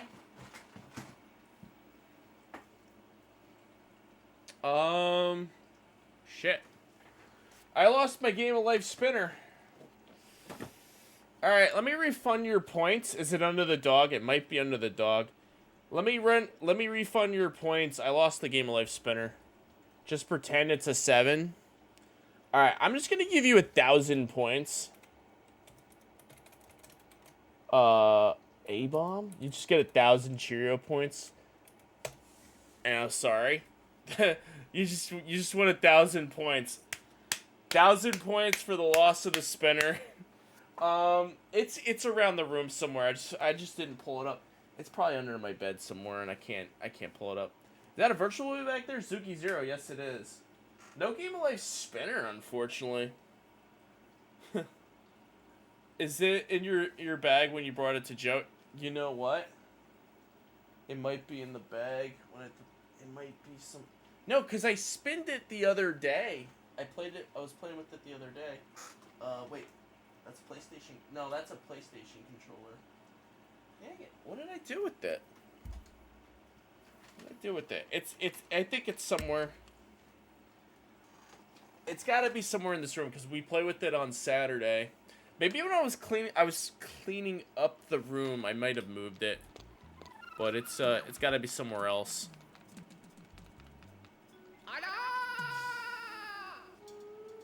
Hey, Puck, do you know where Cody is? Why is he not streaming? Cody? Oh, like Cody from Pink Gorilla? I think he mentioned it on his Twitter that he got sick. So he's recovering, and I think he's preparing for TwitchCon. That's what he said on his Twitter. Which is understandable. I think he probably needed a break too, because like I think he was like stressed out because of like setting up for PAX. I mean, this is my opinion. I don't think that's what it is. Do you move it around though? I feel like there isn't really reason to do it. No, I think what happened was it's probably underneath this bed somewhere. Because I put it on the bed after Saturn Day, I went to sleep. I must have moved it. I think I remember hearing something like move or something. And like I didn't really have time to like pull it out. I remember to put on the headband though. Isn't it called X now? No longer Twitter. Yeah, it's called X, but people are gonna still call it Twitter. I mean, just like on Facebook, you know, people are still gonna call it, you know, Facebook. They're not gonna call it Meta. You know? They're not gonna call it Meta. They're gonna call it Facebook. You know?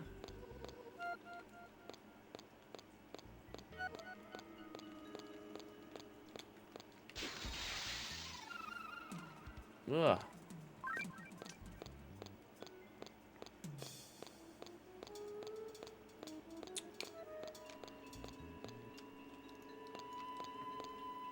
Will you call an MP3 a song? Would you call an MP3 a song? It's a good question. A lot of people back in the day used to call it a song, and I'd get pissed off at them. Because I would be like, no, it's an audio file. It's an audio file, not a song. Yeah, it's a file format. It's an audio file, not a song.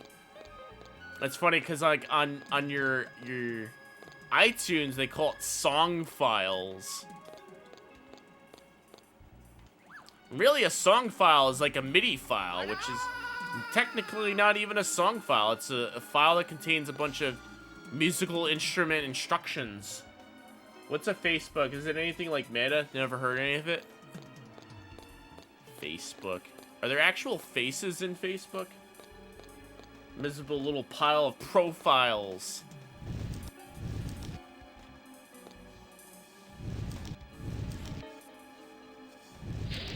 Alright.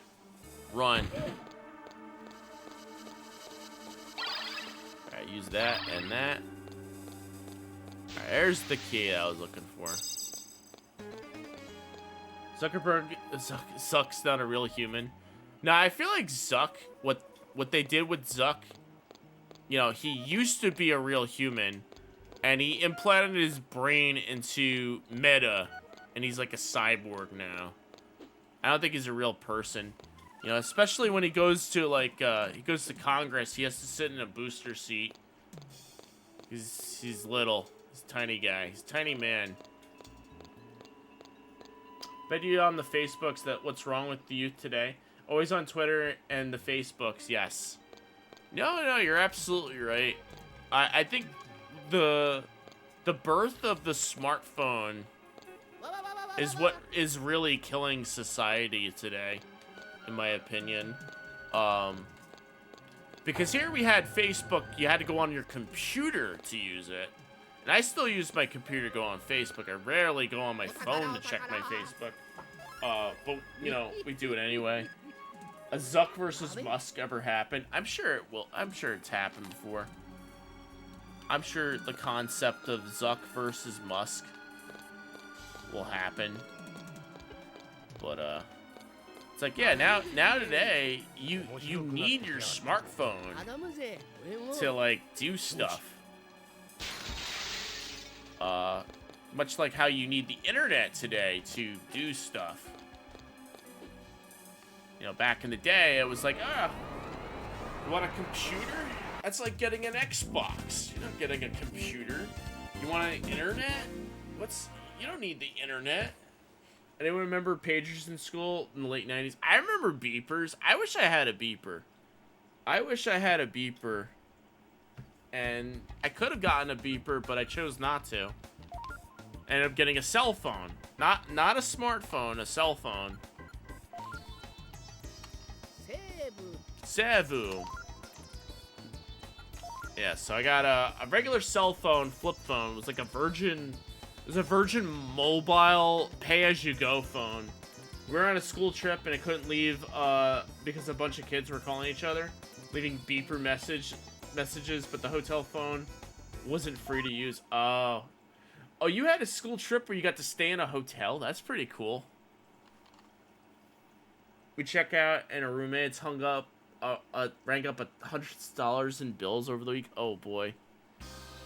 School trip where you got to stay in a hotel. That's grand. Yeah, we would just have day trips, you know, for school trips. Not like school trips where you actually like go on the road and you stay in a hotel sort of deal. My sister got to do that though, where she got to go to Boston. She traveled to Boston with her school, and it was like a multiple day trip.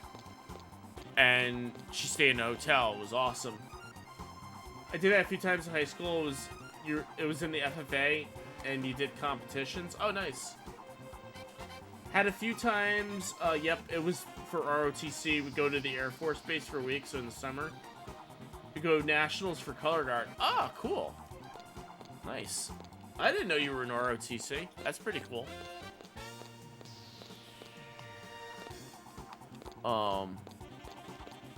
Jump. So can I open that? Nah, I can't. Nah, I can't open that. Oh, is my gun? C button to punch. Do I open that one? Nah, I don't do that. We punched this guy a bunch of times. Jump.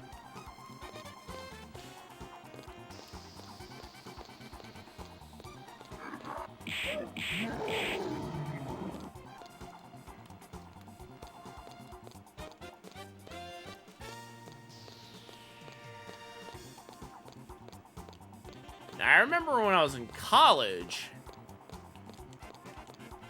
we would have like trips that you could go on to I think Busch Gardens, which is like in Virginia. You had to pay for like you had to like front the money though, that sort of deal. It was like for spring break. We had that in college. But yeah, nothing like in high school where you could actually like stay at a hotel. But like I said, my sister got to go to Boston. She had like she was like in like advanced placement in elementary school. So they got to go, you know, one of the benefits of being in that program was to have like these field trips, and one of them was to go to Boston. She got to go. I didn't get to go to Boston. I wasn't special like her back then.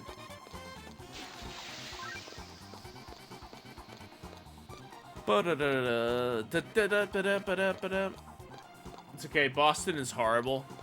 Oh yeah. Wait. Oh, that's the exit. Cool. You've been to Busch Gardens? I've actually been to Boston for work. It's nice. Really nice. Yeah, I have a cool sister. Yeah. Then gifted call. Yeah, gifted kids, they call them. Gifted children. Yeah, my sister, I'd like to have my sister on, one of my sisters, I'd like to have one of my sisters on stream one day. She's a mom. She's a mom, so, she's got to take care of 2 young ones. So, it would probably be hard to get her on stream. You had to drive there, it was miserable. A whole city of people and never figure out how to place road signs. Oh boy. Yeah, so it's like I think it's like up here, Boston. To be honest with you. Let's have to turn right? Wait. Wait. I can't go in there. She understanding being on stream than Joey's sister. Oh, Cinemasker, you're referring to what happened yesterday on Joey's stream. That was interesting. You know what? I would say she's in the same boat as Joey's sister. Yeah, I'd say like all my siblings are they're in the same boat. They're not, I mean, they're not understanding, but they're in the same boat. And did I soft lock this? Did I just soft lock this? I can't open the, I'm stuck here.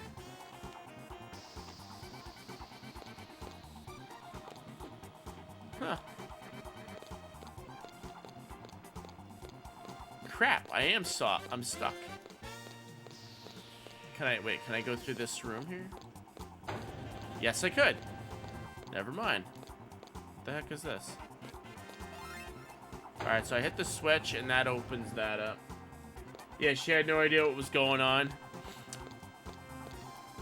Yeah.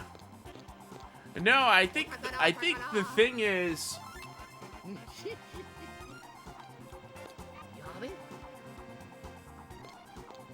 she's like, let's have an AMA. She's like, let's have an AMA. And then I think somebody asked the funny question, and she took it seriously. So yeah, that happens, I guess. You know. I'm sure if you gave her another chance, she'd be a little more understanding, though. Mission complete. No, I know you asked it. You said, was Joey a jerk growing up as a kid? I thought it was funny. She didn't. I guess she took it the wrong way. This game is vaguely reminiscent of Mega Man Legends. Yeah, it's the Lupin the Third Mega Man Legends game.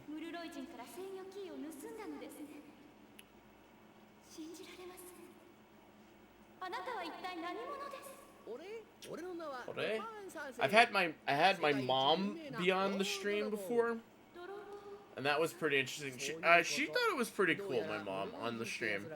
It was a little weird though, cause like it was like impromptu. Hey, Ma, come on the stream.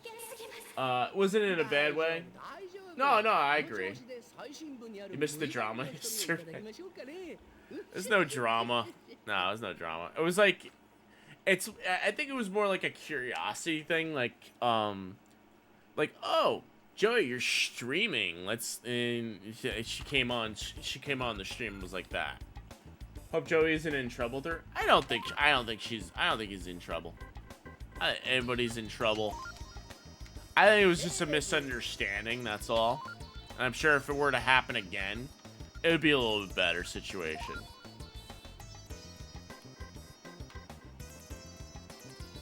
She just doesn't know the tone was light, not... Yeah, exactly, yeah. Exactly. I remember back in the day... See, I remember back in the day, I had sisters who couldn't understand technology at all. And now it's, like, widely accepted. Like, back in the mid-2000s, I was into, like, online dating. And my sisters were like, ew, online dating, don't do that.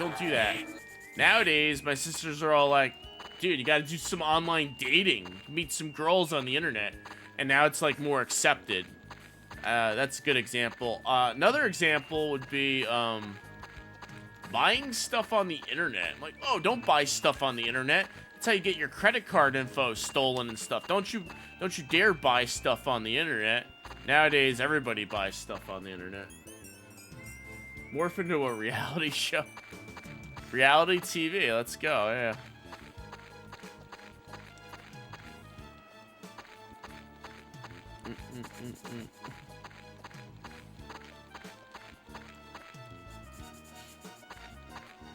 Alright, I'm holding the A button down. I just had to deal with someone who told me they ordered something on Amazon. And that's how they got their card stolen. I mean, if you did something foolish, like if you went to a website that looked like Amazon.com, excuse me, and it wasn't encrypted, the website wasn't encrypted, it was HTTP instead of HTTPS, then I could say, yeah, you got your card stolen because you did something foolish. Oh, I'm dead. No, Amazon doesn't need your $400. That's how they got their money. Yeah. You gotta pay in gift cards. Bum, bum, bum, bum, bum, bum, bum, bum, bum. Alright, let's see. Let's go down here.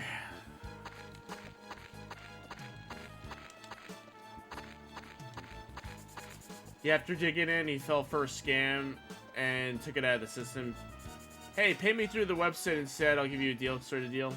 Someone stole your card info from buying a rich wallet. Oh boy. I've had my card info stolen by going to a store and having it skimmed through a skimmer. And that wasn't online. That wasn't from buying something online. That was from going to a store, like a legit store, and buying. They steal exact number of Ridge wallet costs. Oh boy. Had that happen before. Luckily, my bank called me up and they're like, yeah, somebody tried charging $0 to your card. And I'm like, we're gonna lock your card number and send you a new one. I was like, you just did this. Like, I was like, you just did this. You sent me a new one. Like, why? How's this happening again? And then I was like, snap. It was the liquor store that I went to. I found out later on it was a liquor store that I was going to, and I was paying with my card. I didn't do anything about it. Like, I didn't call the cops or anything like that. I should have. Because no actual money was taken. It was just a nuisance.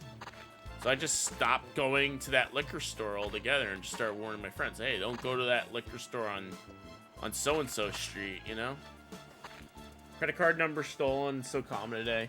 Yeah, I mean, the thing is, too, they got the chip. They got a little chip on the card that's supposed to be for security. Like, you're supposed to dip your card into a credit card reader so that it reads the chip. And that's supposed to protect your card from not getting stolen, yet your card still has a credit card number on it, and you could use that to make purchases. It makes no effing sense at all. I guess eventually they're going to get rid of credit card numbers, and it's just going to be that chip, but it just hasn't happened yet. Like the NFC shit. Gotta pay attention to your card activity. No, you definitely do. Gotta pay attention to everything. You know, it sucks. At work, they don't take cash at the cafeteria. You have to pay with your credit card. I find that really stupid because, like, what if you want to pay cash? Like, are we going to a cashless society? And it seems like that's what they're pushing it for, which is kind of scary.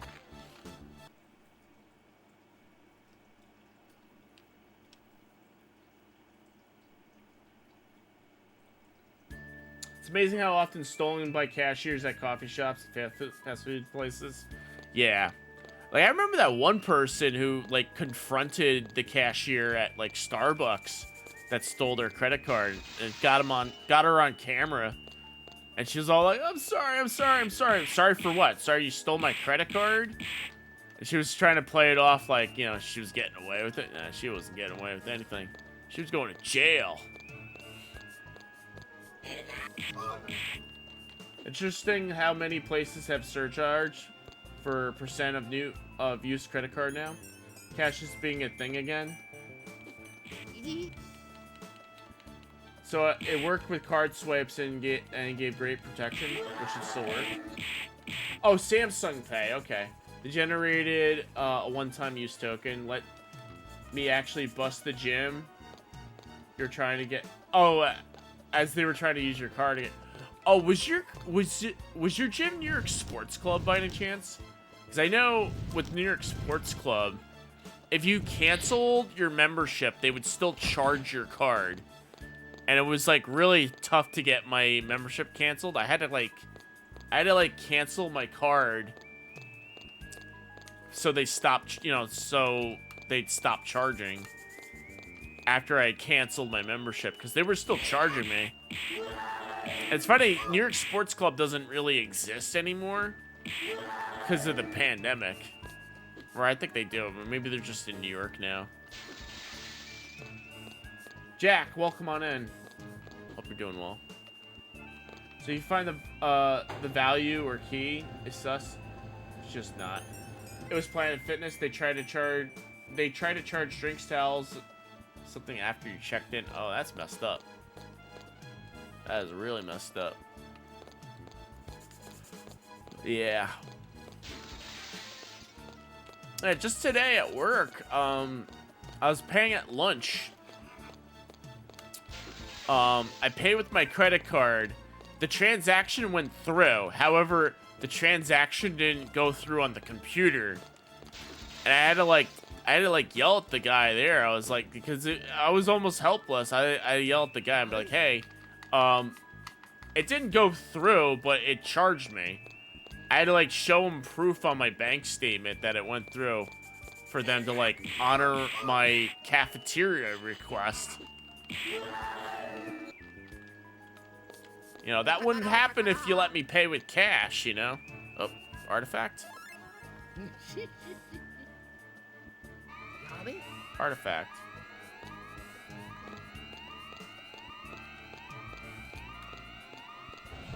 Ugh. Sorry to get caught, mostly. I'm licensed to conceal carry, so I'm not worried about being robbed, just hate carrying cash. Yeah. I mean, I don't carry cash at all. I just think it's ridiculous that they're forcing everybody, not really, but they're forcing people to pay with cards now. You can't use cash.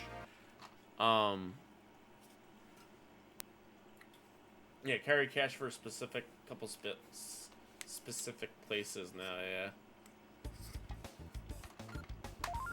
And they're really trying to push, it's a pain in the ass to go to the ATM and take out cash.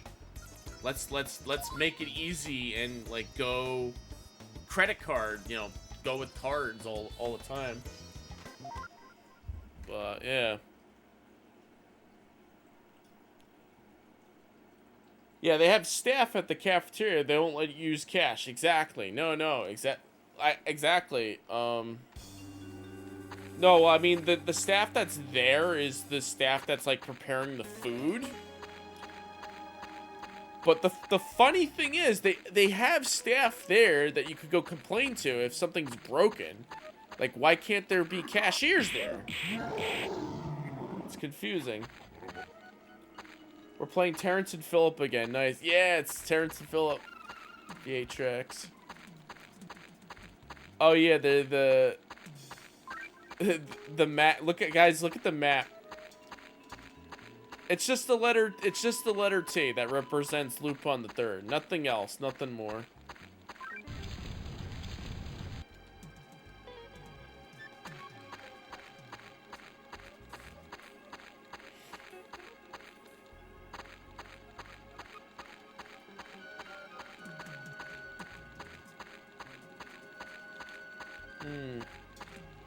Push. Boom. Yo, Toku, welcome on. The T stands for it's time to steal shit. Welcome, Toku. Hope you're doing well. Playing some Sega Saturn tonight. Usually I play Sega Saturn on Saturdays, but I was like, let's play Saturn today. This is Lupin the Third Sage of the Pyramid. Which only came out in Japan. And it only came out on the Saturn. No PlayStation version. Ugh.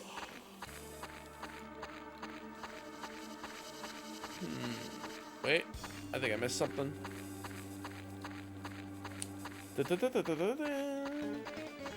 Cool.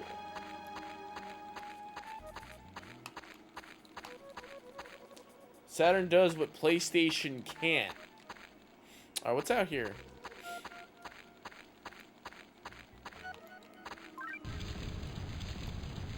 Two. So I gotta get 2 more.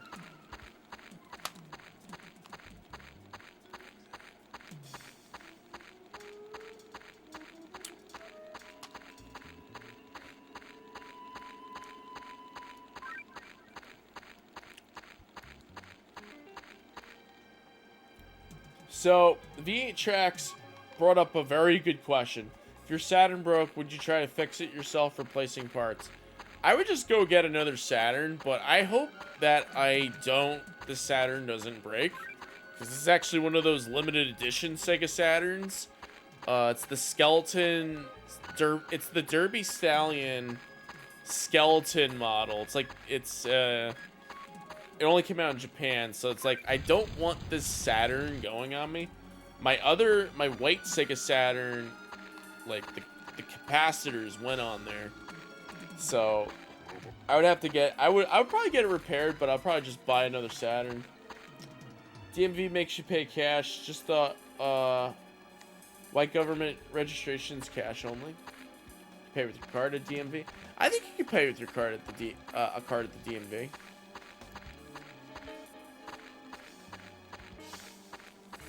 I think you could.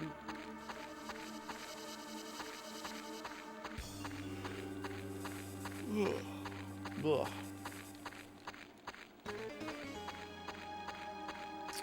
Let's knock this piece over. I gotta hit the A button, B button. How do I knock this guy over? Oh, I gotta hit C. Is it the A button? Yeah, you gotta hold A. Alright, what do I gotta do? Jump?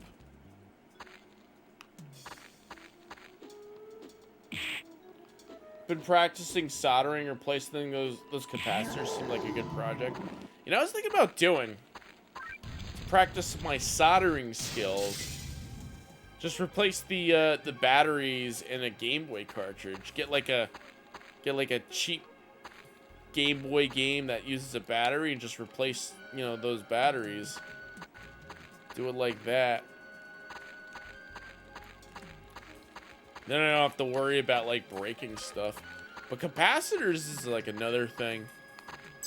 I remember I used to have, there was, like, this science TV show that was on, like, it was, like, on ABC or something. It was, like, on Fox Kids. It was a science TV show. I think it was, like, Science Court. It was called Science Court. I had, like, this, Science Court play set that lets you put together an alarm clock, and you had to you got a circuit board, and you have to like plug in a capacitor to the circuit board, and it was a pain in the ass to get the capacitors on there, because it wasn't like soldering that you used. It was like you had to bend the pins manually or something and use electrical tape. It's a good practice job. You could also buy practice kits on AliExpress. Yeah, definitely sounds better than trying to do something yourself. Fix an Xbox. Hopefully your bad skills somehow you pull through. Yeah, it's kind of like when I built, last computer I built was my cousin's computer. I was afraid that I was gonna screw something up and like bend the pins on the CPU, or don't put the cooler in right or something, and like, you know, risk not having the computer post or something not working later on. No, we got it going the first go ahead. The only thing I didn't do on his computer, and I still have to do it, I have to put the hard drive in. Right now it just has the solid state drive, and everything is running off the solid state drive, and there's only like 500 gigs on there, which is pretty good. But if we want to put like games and stuff on there, I should really load up an internal hard drive, like a HDD. Did I wire manage? That's important. Like cable management? I don't have the best cable management out there. I'm pretty sloppy person in general. That's well known. But I did try to I tried to make sure that the wires didn't interfere with like any fans or anything like that, or anything else. Yeah, I agree. Cable management is important, but I'm a sloppy guy. I don't really manage my cables that well at all. Like, not even on my retro consoles, because like my retro consoles, I keep them plugged in for as long as I need them, and then I unplug them and I put them away. I don't even do cable management with that. So like, I was at Joey's house. I set him up a stream setup, and we were putting like all the wires together. I'm like, look, I'm not good with this cable management. You're gonna have to do it yourself. And he was like, all right. He's gonna do it himself. SSDs are just getting so cheap, you can just get them for boot and storage devices. Drives, yes, you could. Yeah, so he does have a hard disk drive, a mechanical one. I haven't put it in yet. He has it just in case he needs it. But it's a desktop PC. Yes, it is. He's got a mid tower. I got a full tower. He's got a mid tower.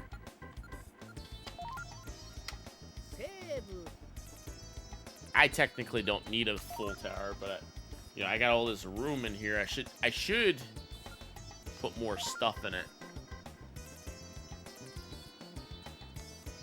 What's this level?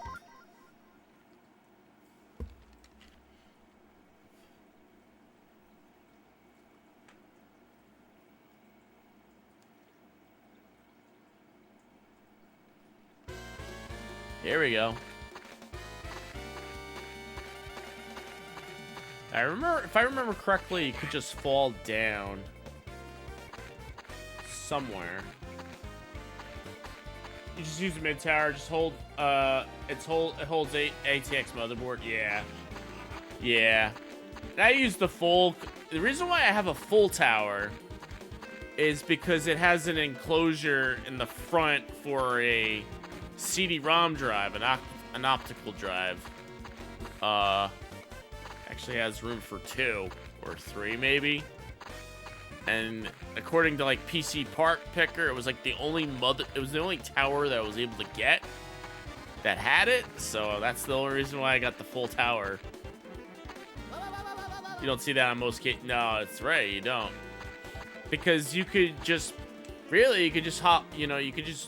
wire an external DVD drive to your computer using USB, or you could take an internal one and just make an external one if you have the right cabling.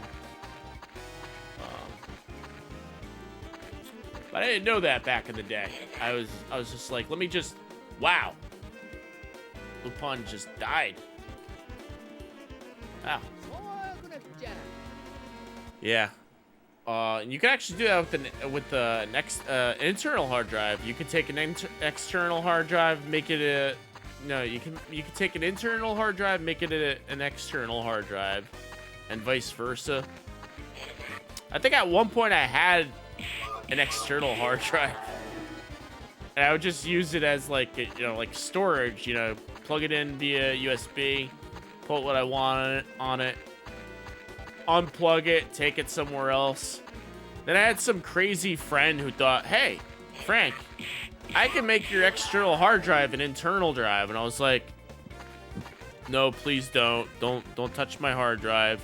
Leave my stuff alone. No, here, watch, I'll show you. And he whipped out the screwdriver. I'm like, stop, don't, come back.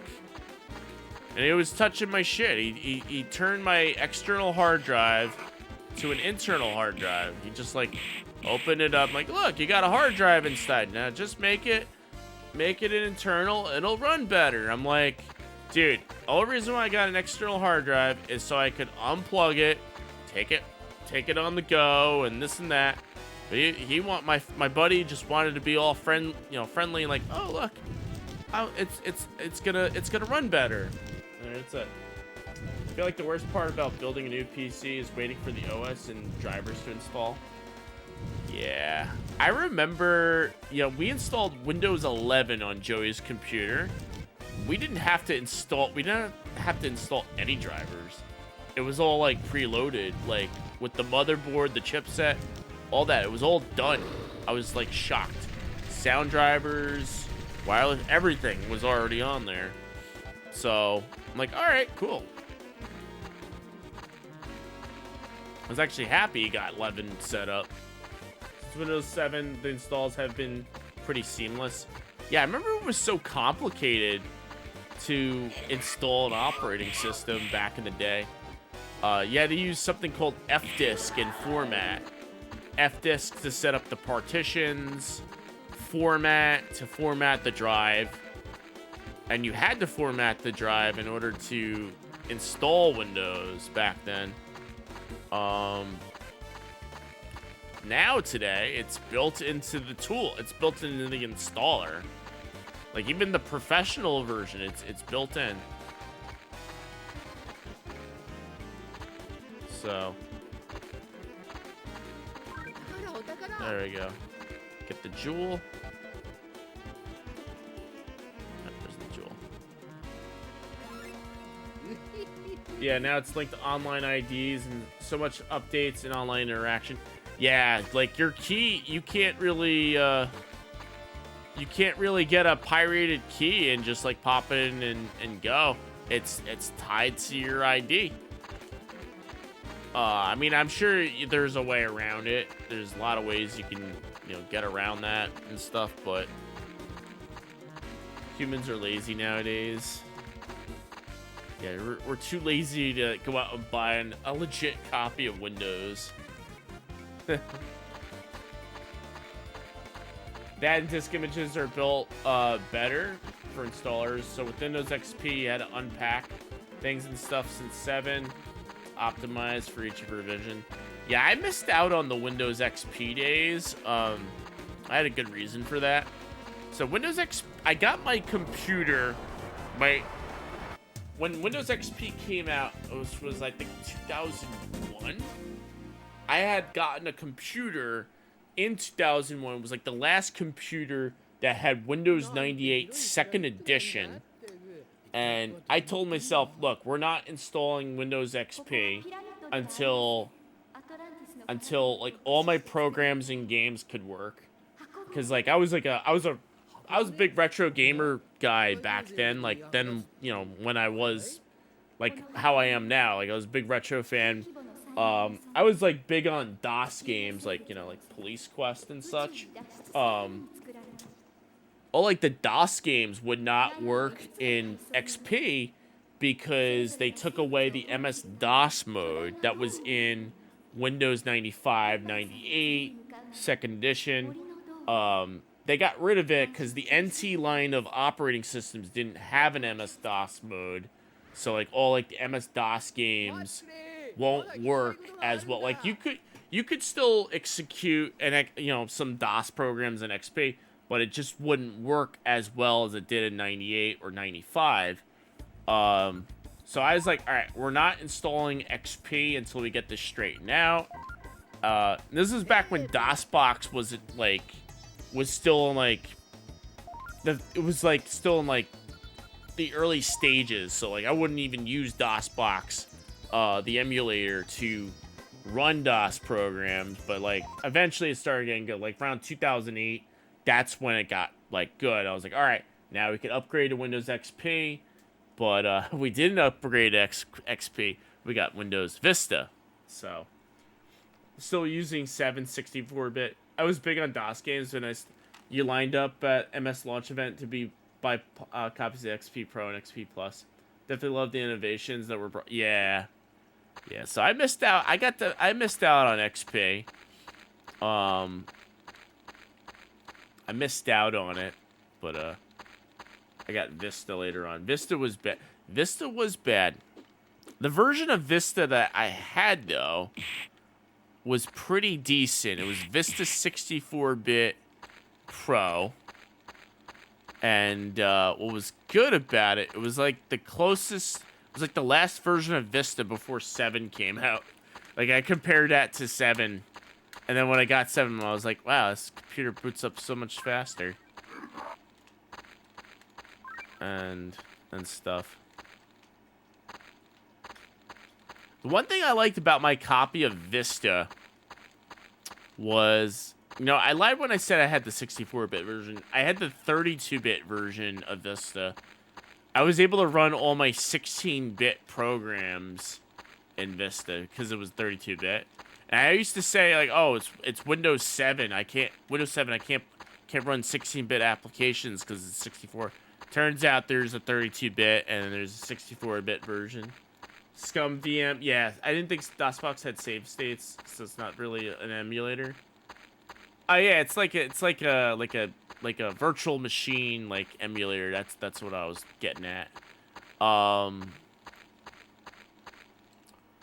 Yeah, so like Scum VM is actually pretty good for like the Sierra games, and it's good for like the LucasArts stuff. I think I could do non-Sierra LucasArts stuff. Like I found out if you have Myst or Riven, it has compatibility for that. It loads like a lot of other games, a lot of other MS-DOS games like pretty flawlessly. So I was thinking like when we do, I really want to play King's Quest 6 on stream. I think I might do it through Scum VM. And then just whip out my CD-ROM copy of King's Quest 6 and we'll just play it like that, get old nostalgia. But yeah, that's the reason why I didn't really upgrade XP back then. I was like, all right, I can't play my DOS game, so we're not doing it like this. But despite the lots of pressures to upgrade XP throughout 2000 to 2005, I remember when we got broadband internet, like the lady on the phone was like, all right, you need Windows XP. I'm like, no, we don't need XP. You can use Windows 98 second edition. It's like, you're still on Windows 98? I'm like, yes, I am. And then we were able to get the drivers, and we were able to install Ethernet adapters, and it worked fine. And then we caught a virus, and we had to get another computer. Play King's Quest 5 instead, so you have Cedric's voice stuck in your head. A poisonous snake! King's Quest 5. Poisonous snake. Poisonous snake. Graham, be careful. A poisonous snake.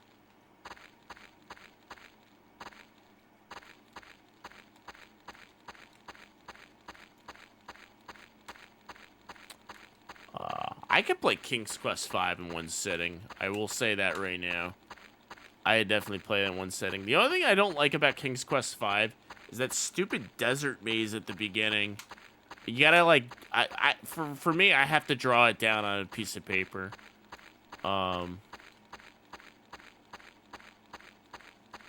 Do it. Scum VM runs King's Quest 6 great. Yeah, I have a Roland sound canvas. Well, a Roland SC55. I will gladly hook that up to the computer and play King's Quest 6 off of that. Even though the Microsoft GS wavetable synth is like pretty much the same same sound as that, but they have King's Quest 5 on NES. Yeah, I saw it. I was tempted to get in King's Quest 5 for NES and playing that on stream just for the hell of it. But it's not as good as, like, the Maniac Mansion for the NES. And I thought, when we did Maniac Mansion for NES on stream, I had a really good time playing that.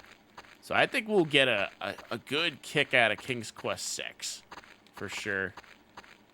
And what's got me in, all of a sudden to playing Sierra games again, last month when I was sick, I was playing a lot of computer games when I wasn't streaming. And it got me into the Sierra games. I keep staring at this box I have. I had it back there, this Police Quest 3. I was like, let me play this. I started playing it, and I was getting nostalgic over it again. So yeah, Police Quest 3. Which is a very flawed Police Quest game, I must say. Police Quest is amazing. So Police Quest 3 is a flawed game. And it had some really good ideas in there. But it's a flawed game because there's very specific things that you have to do in the game. So anyway, Police Quest 3 is like a detective solving game. It's supposed to be like a cop simulator, but they were trying to move away from the whole cop simulator game and made it more like detective solving. It's about your wife getting stabbed by like a gang, and you have to find out who the gang is, and you have to put a stop to it, sort of deal. But so the game takes place over a span of 6 days, and there's like very specific things, just like in Snow Job on 3DO, that you have to do. And if you don't do them on certain days, you soft lock your game. So, like, for instance, in day 1, you have the option of going on the highway to patrol traffic. If you don't jump on the highway, it'll just trigger the game to end, you know, the chapter 1 end, where it shows your wife getting stabbed and such. But you have to go on the highway and you have to pull over somebody and give him a ticket. He goes to court. He brings you to court to complain about the ticket. If you don't pull the guy over, you don't go to court. And you need to go to court to get a search warrant for an investigation later on in the game.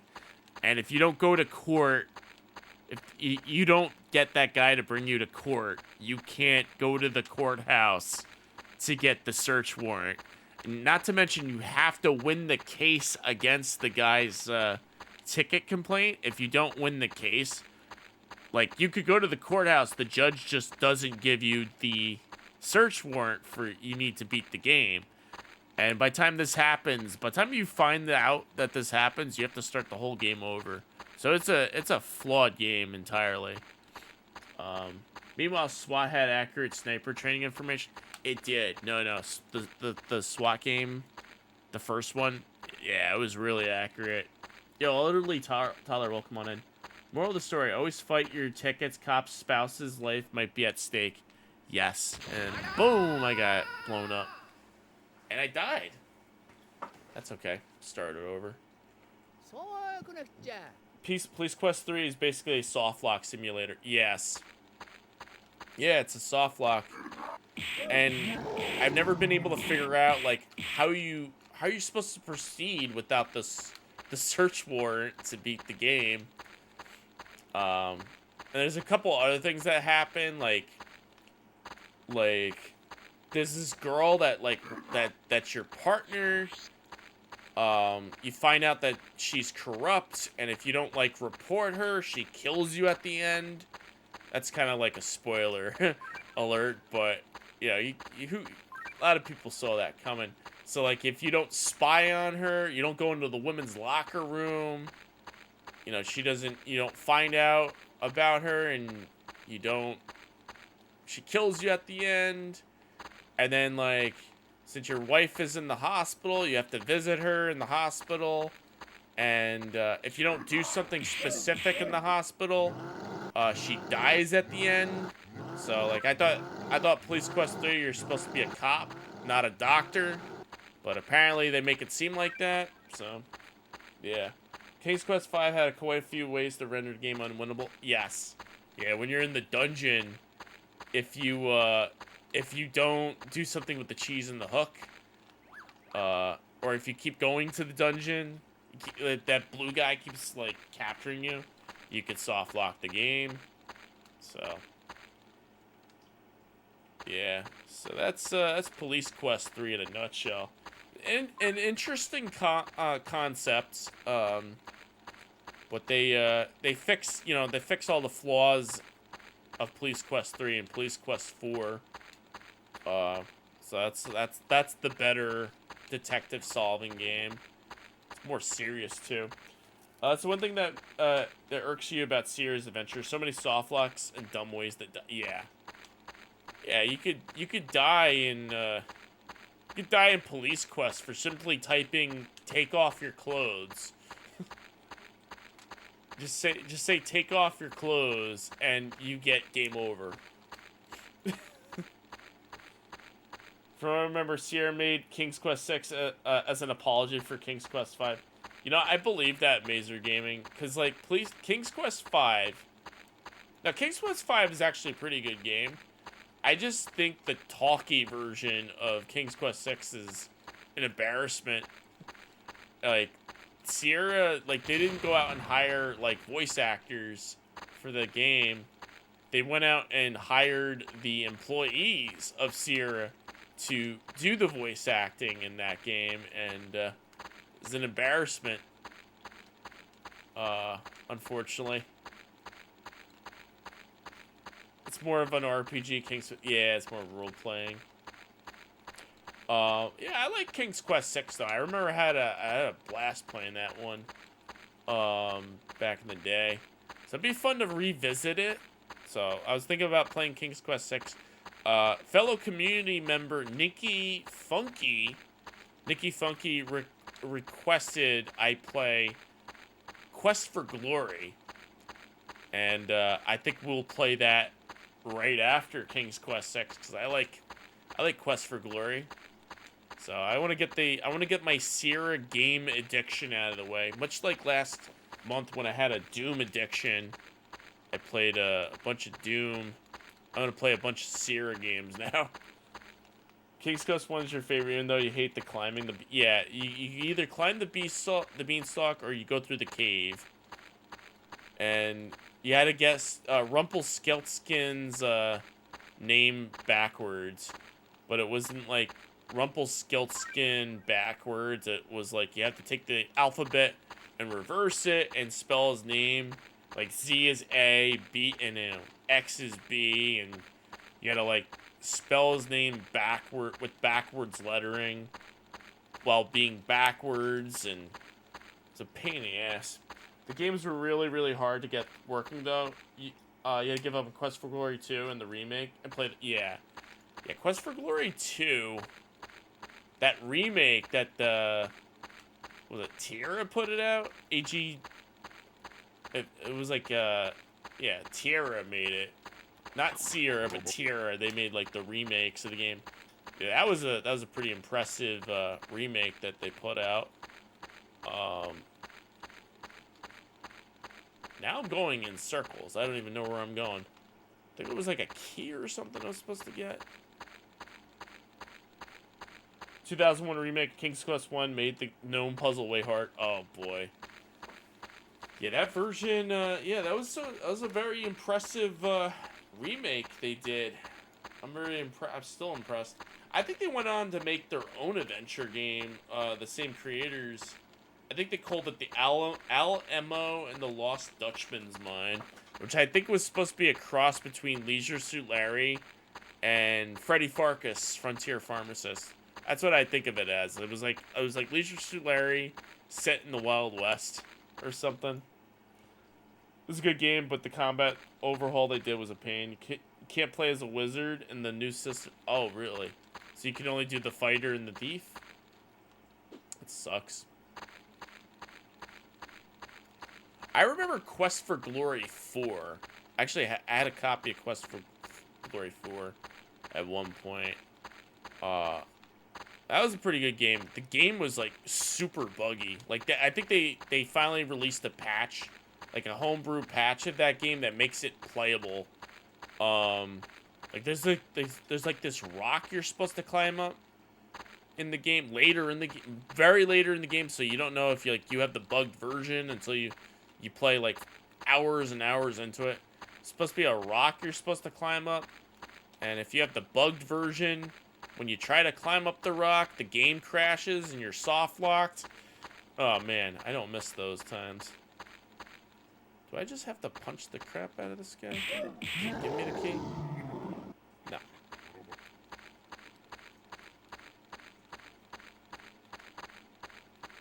This is the exit.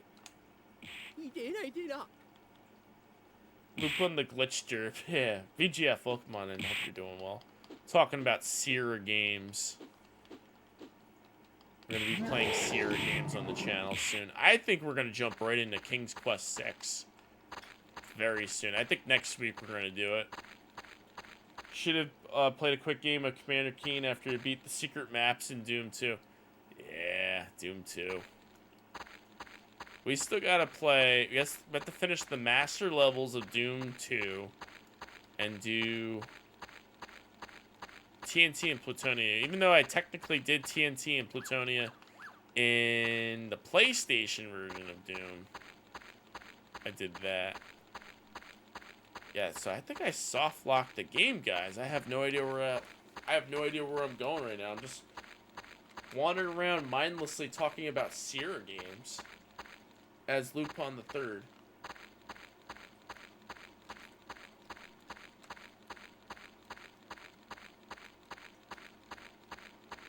Lupin the Third.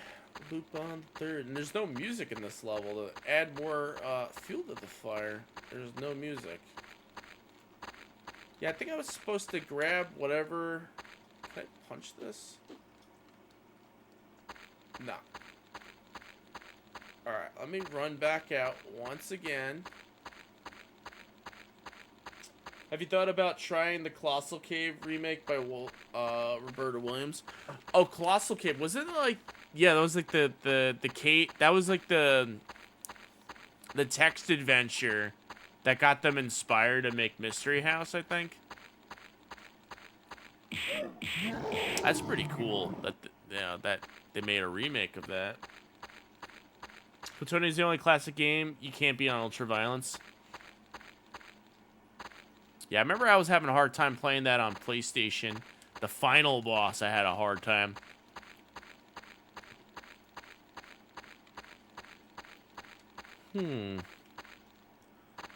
I'm stuck. I have no idea where I'm going. I need to find a key of some sort. Game's not giving me the key.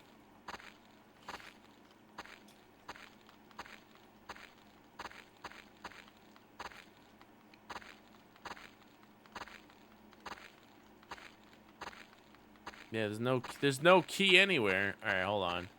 There's a little path over here. Maybe I'm supposed to go this way.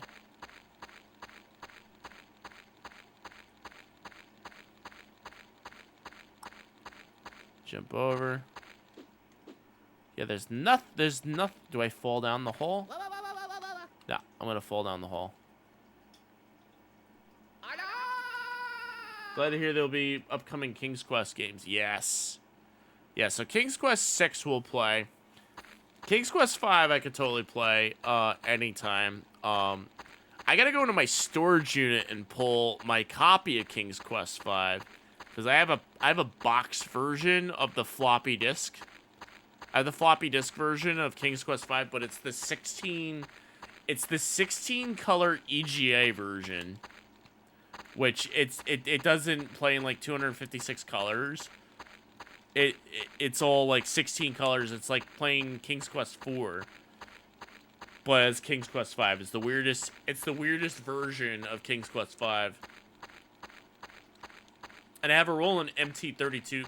So I have an MT32 sound module and a sound canvas. So we could play either or MIDI modules for King's Quest. How about 7? Give Valiant some love? Yeah? We could give King's Quest 7 some love. I got King's Quest 7 right here. Yeah, I've never played King's Quest 7. I always wanted to give that a shot. Is that a Virtual Boy back there? Yo, AV Fusion, welcome on in. Oh, here's the key. The key is down in this little hole here. Look at that. The key is at the bottom of the frickin' hole. So cheap. I found the hole. There it is. Now we gotta find... I knew it was in one of these gaps. Remember that whole time it was down a hole. I had to take a lot of damage, yeah. Oh yeah, right, definitely. Okay, so now this should open. Yep, now we found our way. Like spending an hour on this level. So if you set up your sound modules, I'd love to hear the difference. Yeah, so the Sierra games, I remember, like the MT32 came out first. The MT32 came out first, and then the sound canvas came out next. But they were still making games that supported the MT32, like up until like Police Quest 4 or Gabriel Knight. And it's funny because like there's a lot of games that like sound better with the sound canvas, but I've noticed a lot of people still turn on the MT32 and prefer that version. It's like if you're playing like King's Quest 6, you gotta turn the sound canvas on. You can't play that with the MT32. But if it's King's Quest 5, then you gotta use the MT32. And if you're playing Gabriel Knight 1, you gotta use the sound canvas. But if you're playing Police Quest 4, it's gotta be the MT32. It's so weird how they get the soundtracks working. But yeah, I'll definitely show a little comparison of the different MIDI modules, so that's always interesting. I did that with when I had the Sharp X68000 out. I showed off the MT32 versus the General MIDI, so yeah, it's basically same kind of deal here with the Sierra games.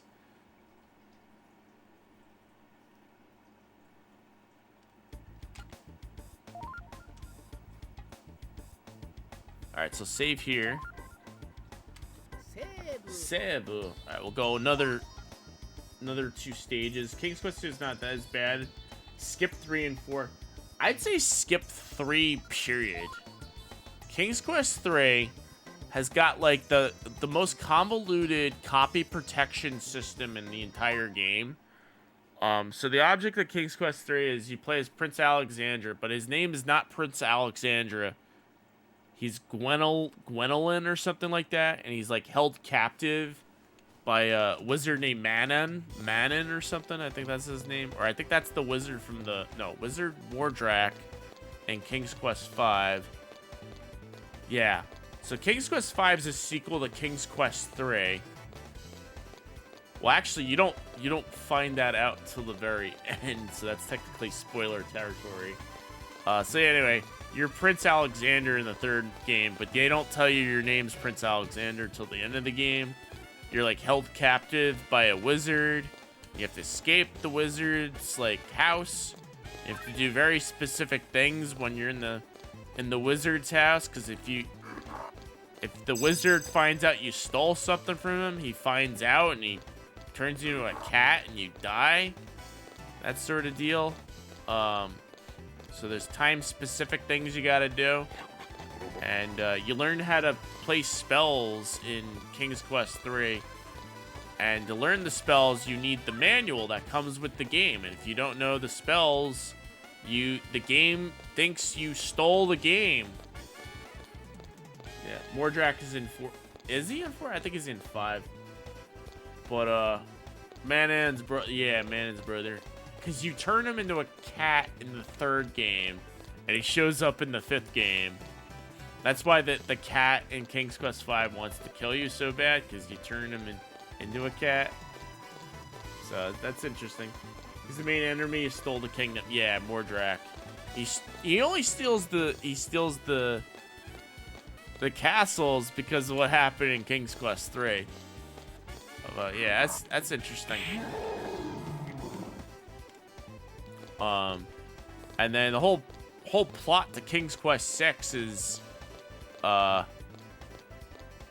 Graham saving Princess Cassima at the end of King's Quest 5, and apparently Andra falls in love with her, even though they literally just said hello at the end of the 5th game. Alright, how do I fall underneath here? I gotta slide. Is it X, Y? Is it the Z button? I find it odd how nobody in Daventry recognizes Graham. Yeah, like, he goes to the town, and he's like, yo, I'm the king of Daventry. He's like, yeah, whatever. Whatever, that'll be 1 silver coin. 1 silver coin, king. Alexander's a stalker in King's Quest 6. Yeah, he's going after Princess Cassima. Wait, I gotta run. That's what I gotta do.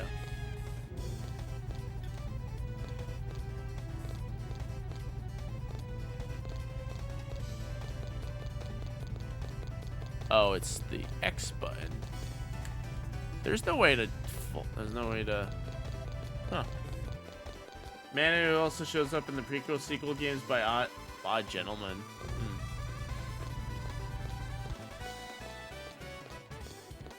You gotta punch this. There we go. Punch that. Punch. There we go.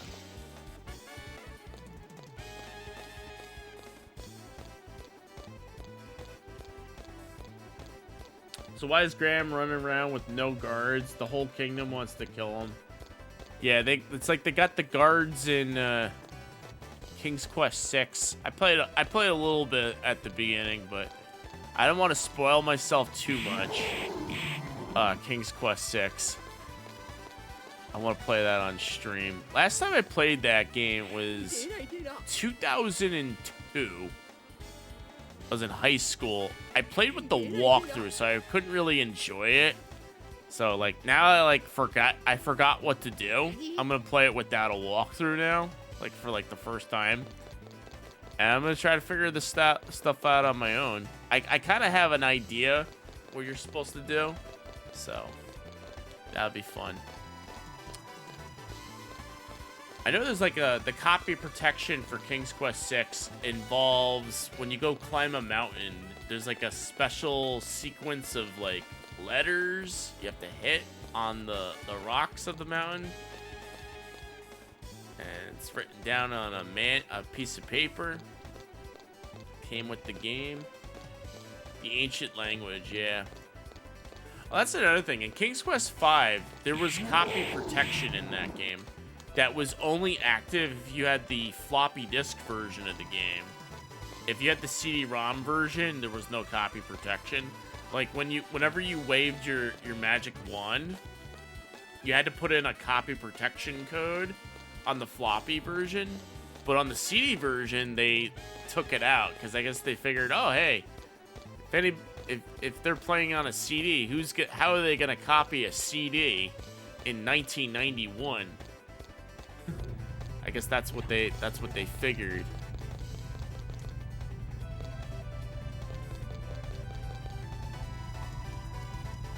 Alright, loop on. How does loop on slide? Is it the C button? Jump. How does loop on slide? Is it? Do you have to hit a bunch of? I feel like that's what Lupon's got to do. He's got to run and jump. Oh, he slides. Is it? It's okay, so it's run and A.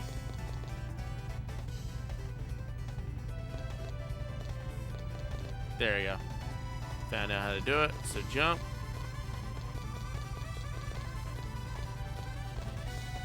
I found out how to slide in this game. This is great. Totally missed that. I had the floppy version, but replayed the Steam version. Didn't realize that. Yeah, you don't have to worry about the copy protection in the CD versions because they took it out completely. And I think they did it on purpose because they figured, yeah. I think they took it out because basically they're like, all right, they're playing the CD version. They're not going to copy this. So let's just take it out. Nice one, Sierra.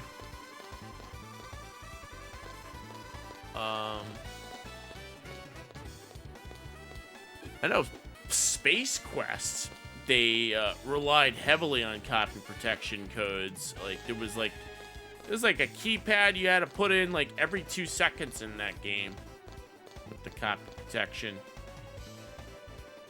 No CD burners back then, yeah. Yeah, all the doors are locked. Like, what the heck? Oh, well, according to the thing, I have a key. Yeah, and then there's Police Quest had a lot of copy protection. I remember I got confused when I first saw the copy protection for Police Quest 2, where it shows you a mugshot and you have to put in their last name. And I was like, as I started putting in my name, and they were like, "Sorry, Bonds, you gotta do something. You guys do something better than that." And I'm like, and then the game would turn off, and I'm like, "What? Was I supposed to put the right name in?" Then I found out, oh yeah, you had to put in their last names of the mugshot. And it's funny because like if you just guessed like Jesse Baines was one of them, which it is, in the game you could look up a bunch of mugshots of the people from the copy protection while in the game and write down their last names. So you didn't need the manual. You just had to guess the villain of the game. So that's how you got around it. But in Police Quest 1, no, Police Quest 3, when you arrested somebody, they would ask for a code. Like, all right, what are you booking this guy for? And you had to, like, put in the code. Let's say he was, like, a burglar. You had to put in the code for burglary. You can't say burglary, you know, you had to put the code, which is, like, 541-454-111 or something, like a very specific number. I find it funny that you were answering who the criminals were with your own name, feeling guilty. Yeah. No, I was like, all right, I guess you're supposed to put your name here, and they're like, nope, sorry, Bonds, you gotta do this better, you gotta do better, something better than that. I was like, all right, I screwed up. Yep, I didn't pay for the game. No, what it was, I had a legit copy of the game. I just didn't know you had to look at the manual. It was the Police Quest collection. I had the Police Quest collection on CD, so like, I had no idea. You had to look at the manual, and there was like names you could put in and stuff. But like, yeah, Sierra, they were very creative with those copy protection codes. Whereas a lot of game companies back then were like, all right, whip out the color code chart, the color code wheel. All right, what's the number for the color red and blue? What's the code? What's the code? Whip out the wheel. Monkey Island did that. Or I did it with like faces. You know, Metal Gear Solid, they're like, all right, you gotta look at the back of the CD case for Meryl's codec number. Look on the back of the CD case. Game never accused you of being a crook if you didn't look at the back of the CD case, but the Sierra games, they did. They were like, all right, well, you're gonna have to contact your local software retailer. Copying software is a crime. I was like, dude, what the hell are you talking about? I don't even know the code for your silly puzzle here. Anyone remember Cosmo's Cosmic Adventure? The alien with the suction cup hands? Wait, Cosmo's Cosmic Adventures. That's the platformer, right? The amazing soundtrack.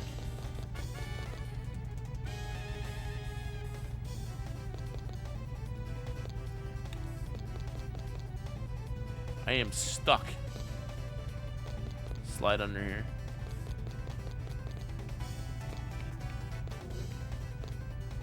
Alright, jump over again. Lupin does need to work on his stamina. If there was a pretty girl in this level, he would be all over that. Alright, at least I know how to slide now.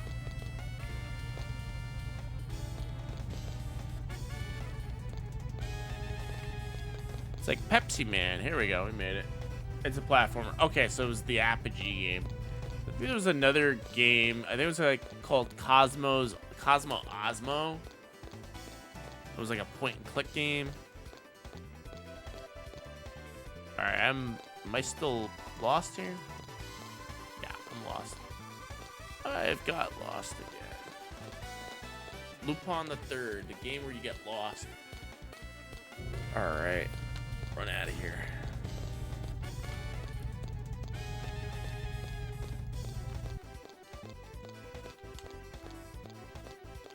I just busted this door.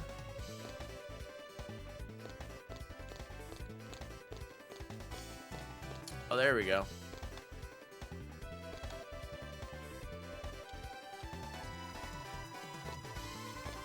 There's the room. There's the door. Got stuck.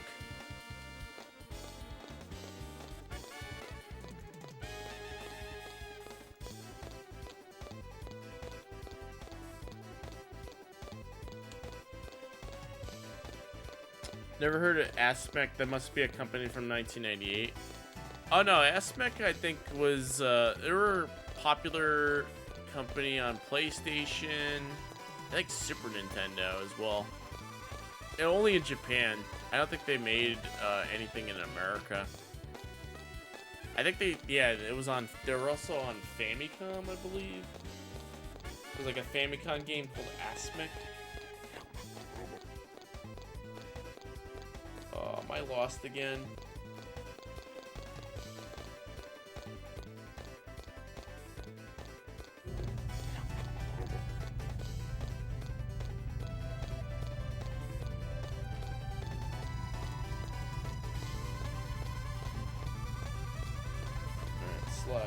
Alright, slide. Ah, crap. Slide. I was trying to slide, he wouldn't let me slide. Jump.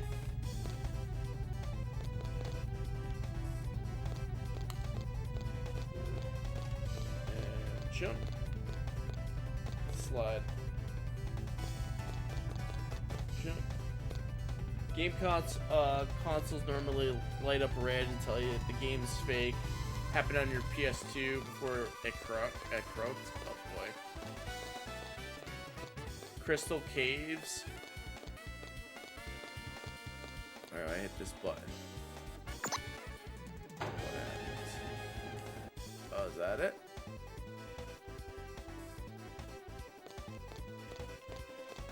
Here we go. Hey, I got the thing, and I gotta run out of here. Uh-oh. Jump. Grim Reaper or something? What happened here? Oh, we run out.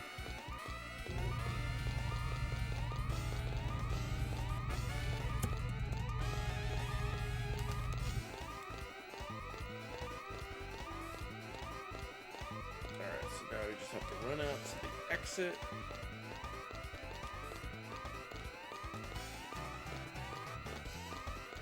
Which wasn't over here, was it?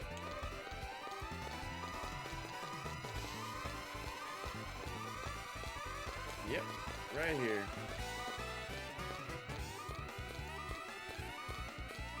Finally. There we go. Mission completed. Good stuff. stuff. Cool.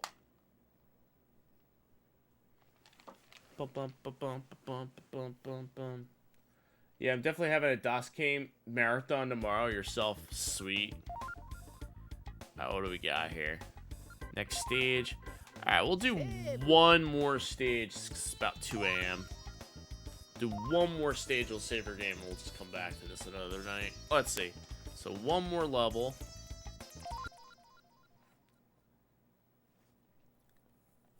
DOS games. Yeah, I want to play some... I want to do another stream also with DOS games. I want to play Jazz Jack Rabbit. That's supposed to be a pretty decent platformer. And what the heck is this? We're in a garden. Jump.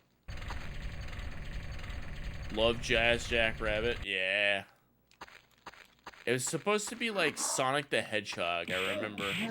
It was Epic Mega Games' answer to Sonic, but as a rabbit. I remember. I'm like, oh, he's fast. He's like Sonic. And it reminded me of Sonic. The only flaw with the game though was you couldn't see ahead of your character because with the game's resolution, you were like zoomed in so much, you had to be careful where you were running. And Sonic wasn't like that, so Jazz has the same issue. Considering how good music is in the Lupin series, shocked by how little music is in this game. Yeah, I'm guessing this version doesn't have music for some reason. I think I'm supposed to... When you go inside the temple, the music changes. You could play Oregon Trail and put us chat members in your party and keep us alive. You know what? That's funny. When I was in college, I was a part of the college newspaper. For the college I was in. We played Oregon Trail with all the party members from our newspaper club. That was cool. Speaking of clubs.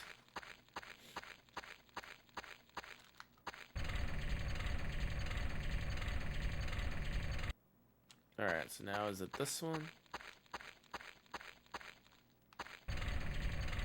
Nope. Alright, so there is a specific order. You have to move all these things. So you jump on the first one.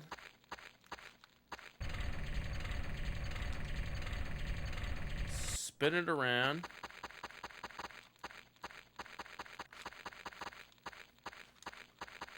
Don't jump on that one.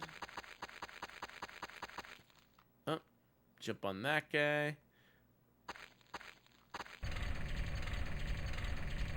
Go around the other side.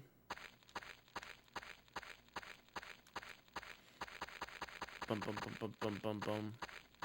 Jump on that. Then we got one more. Snake.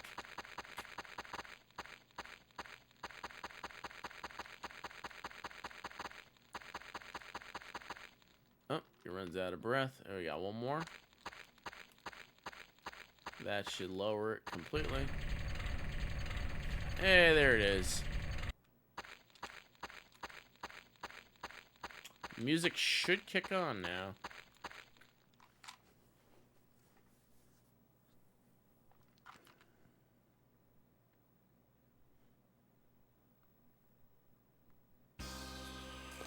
There we go.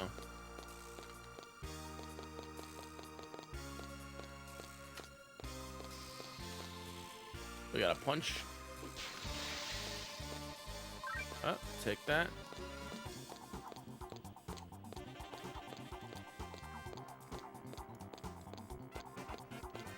Oh, punch. What is this? A key? Punch, punch, go. You know, I still gotta play through Tomb Raider. I've never played through Tomb Raider before. I have the Saturn version The Saturn Japanese version of Tomb Raider, and it's called Tomb Raiders. One of these days, I gotta go through Tomb Raider. And I thought of that because this game reminds me of Tomb Raider in a weird way. Except that it is not Tomb Raider.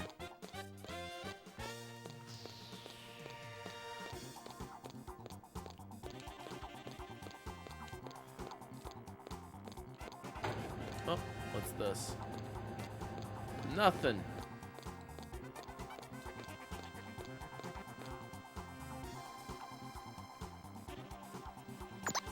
Alright, what does that do? That opens a door. Alright. Hopefully it's not a time door.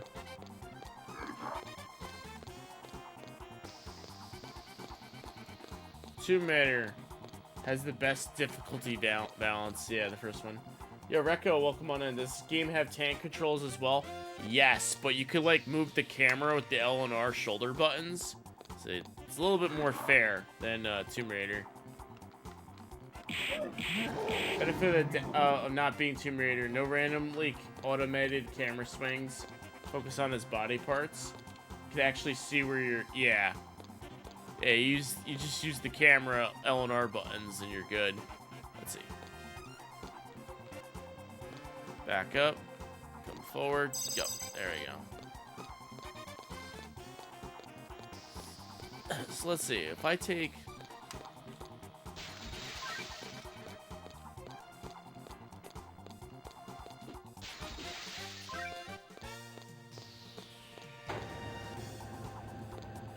Hit the button.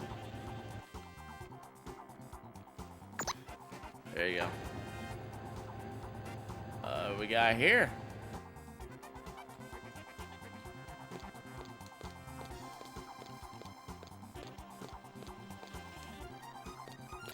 Ooh, where's this take us? It sends us down. Huh. It does. Alright, go back up. Oh, you can punch and run. Has there ever been a 3D game where the camera cooperated with the player? That's a good one. I don't know. Bubsy 3D was tank controls. That was a game I played. Oh, electric fence.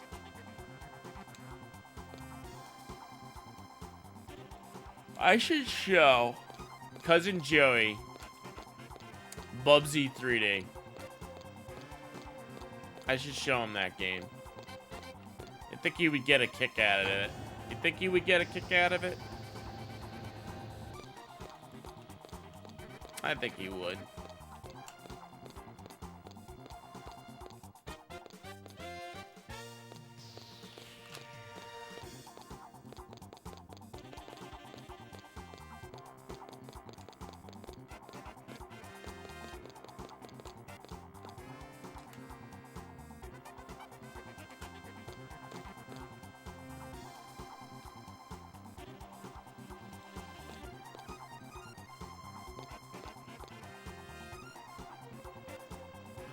I think this is it.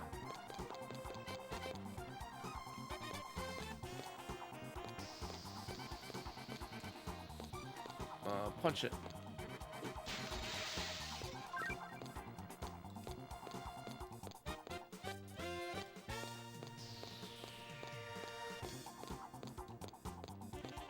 Punch him. Oh. There we go. Blue door. It's probably all the way to the top.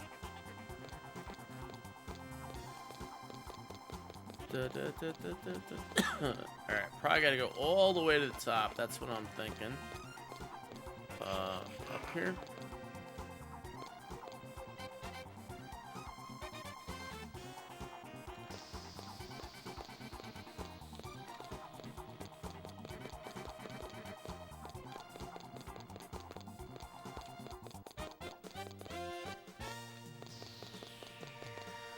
Cool. Just climb up here. Hey, exit.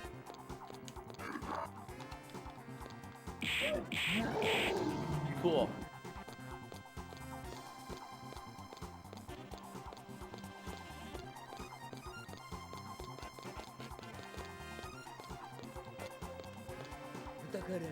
Hey, got it. Cool. Hee hee hee hee.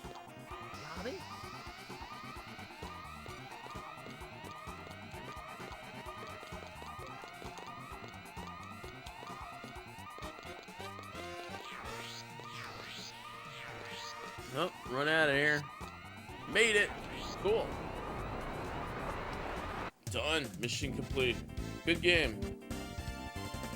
Ba-ba-ba. Cool.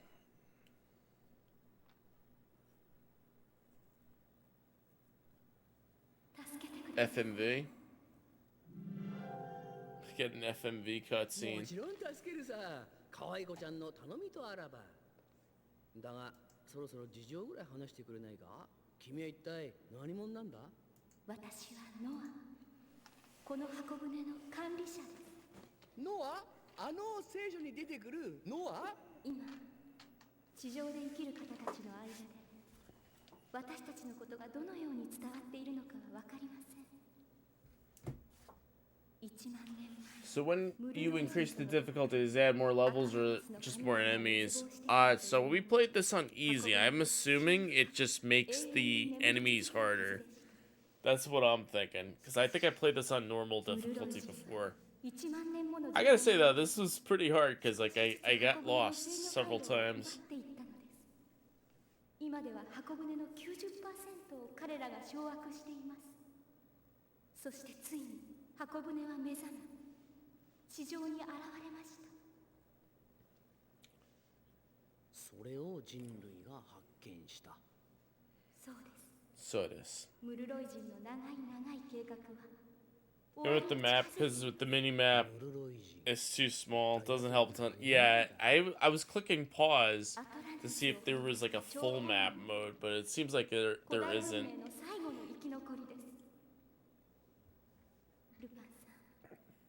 勝手なお願いなのは分かっています。でも私はあなたに頼むしか方法がないのです。どうか彼らの手から船を解放してください。Cool.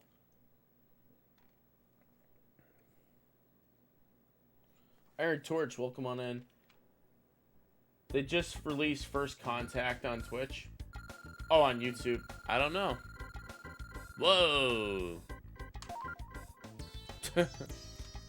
Whatever. Alright, we'll save here. We'll save here. We'll save here. And we'll just wrap it up for now.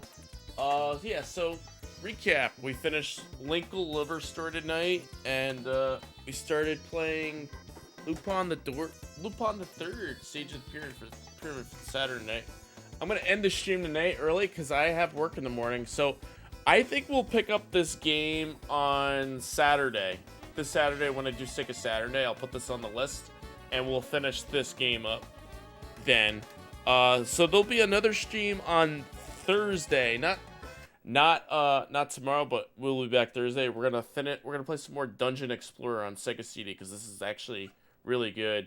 Gauntlet style RPG game, so that should be cool. So we'll play that then. So thank you all for coming out. Appreciate it. Let me just share the links. Join me on all those links there. Twitter, Discord, YouTube, Instagram. Follow me on Twitch. Hit that notification bell so you know when I go live. Let's go and raid somebody, and I'm gonna go to we'll hang out for a little bit on the rated stream, and we will I will hit the hay because I gotta go to bed. I got work in the morning. I would love to stay and chit chat and play more Twitch games with everybody, but unfortunately I can't stick around and play games at the moment because I have to go to work tomorrow. Is my cousin Joey on? I don't think he is. I think he's not on. Let's go raid. There's a lot of people on today. He does not appear to be. He didn't. I don't think he streamed at all today, did he? My cousin Joey. Oh, yeah, that was yesterday he streamed, so he didn't stream tonight. That'd be cool if I send a raid to him if he was streaming. He's probably got work tomorrow too. Let's see. What do we got? I'll go all the way to the top, and we'll slowly go to the bottom. And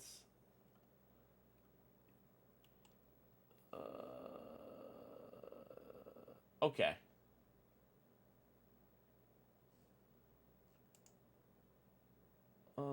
Okay. I'm gonna raid. I'm gonna raid somebody.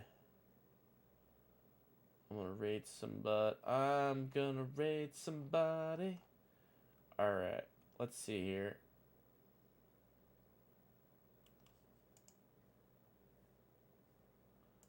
I'm gonna raid somebody. Okay, so I got a couple choices on here. I'm just trying to see if like what everybody is playing tonight. Let's say hello to... Alright, I'm just gonna pick. I am going to raid... Wait, where'd you go? I'm gonna raid Rat Clown Car, because he has raided this channel before. He's playing Sea of Stars. Really cool streamer. He also streams retro. Let's go drop him a follow. Let's go hang out with him a bit. Everybody have a good night. Sub the channel. We want to give him a raid call. If you're sub the channel, copy paste this raid message here. If you're not sub the channel, copy paste that second raid message. Those are the links. Click like, add, and subscribe. Share to your friends. Make sure you type amen in the comments, so otherwise it doesn't work. Alright, good night everybody. See you later. I'll see you Thursday night for some Dungeon Explorer for Sega CD. Peace out everybody. Good night. Or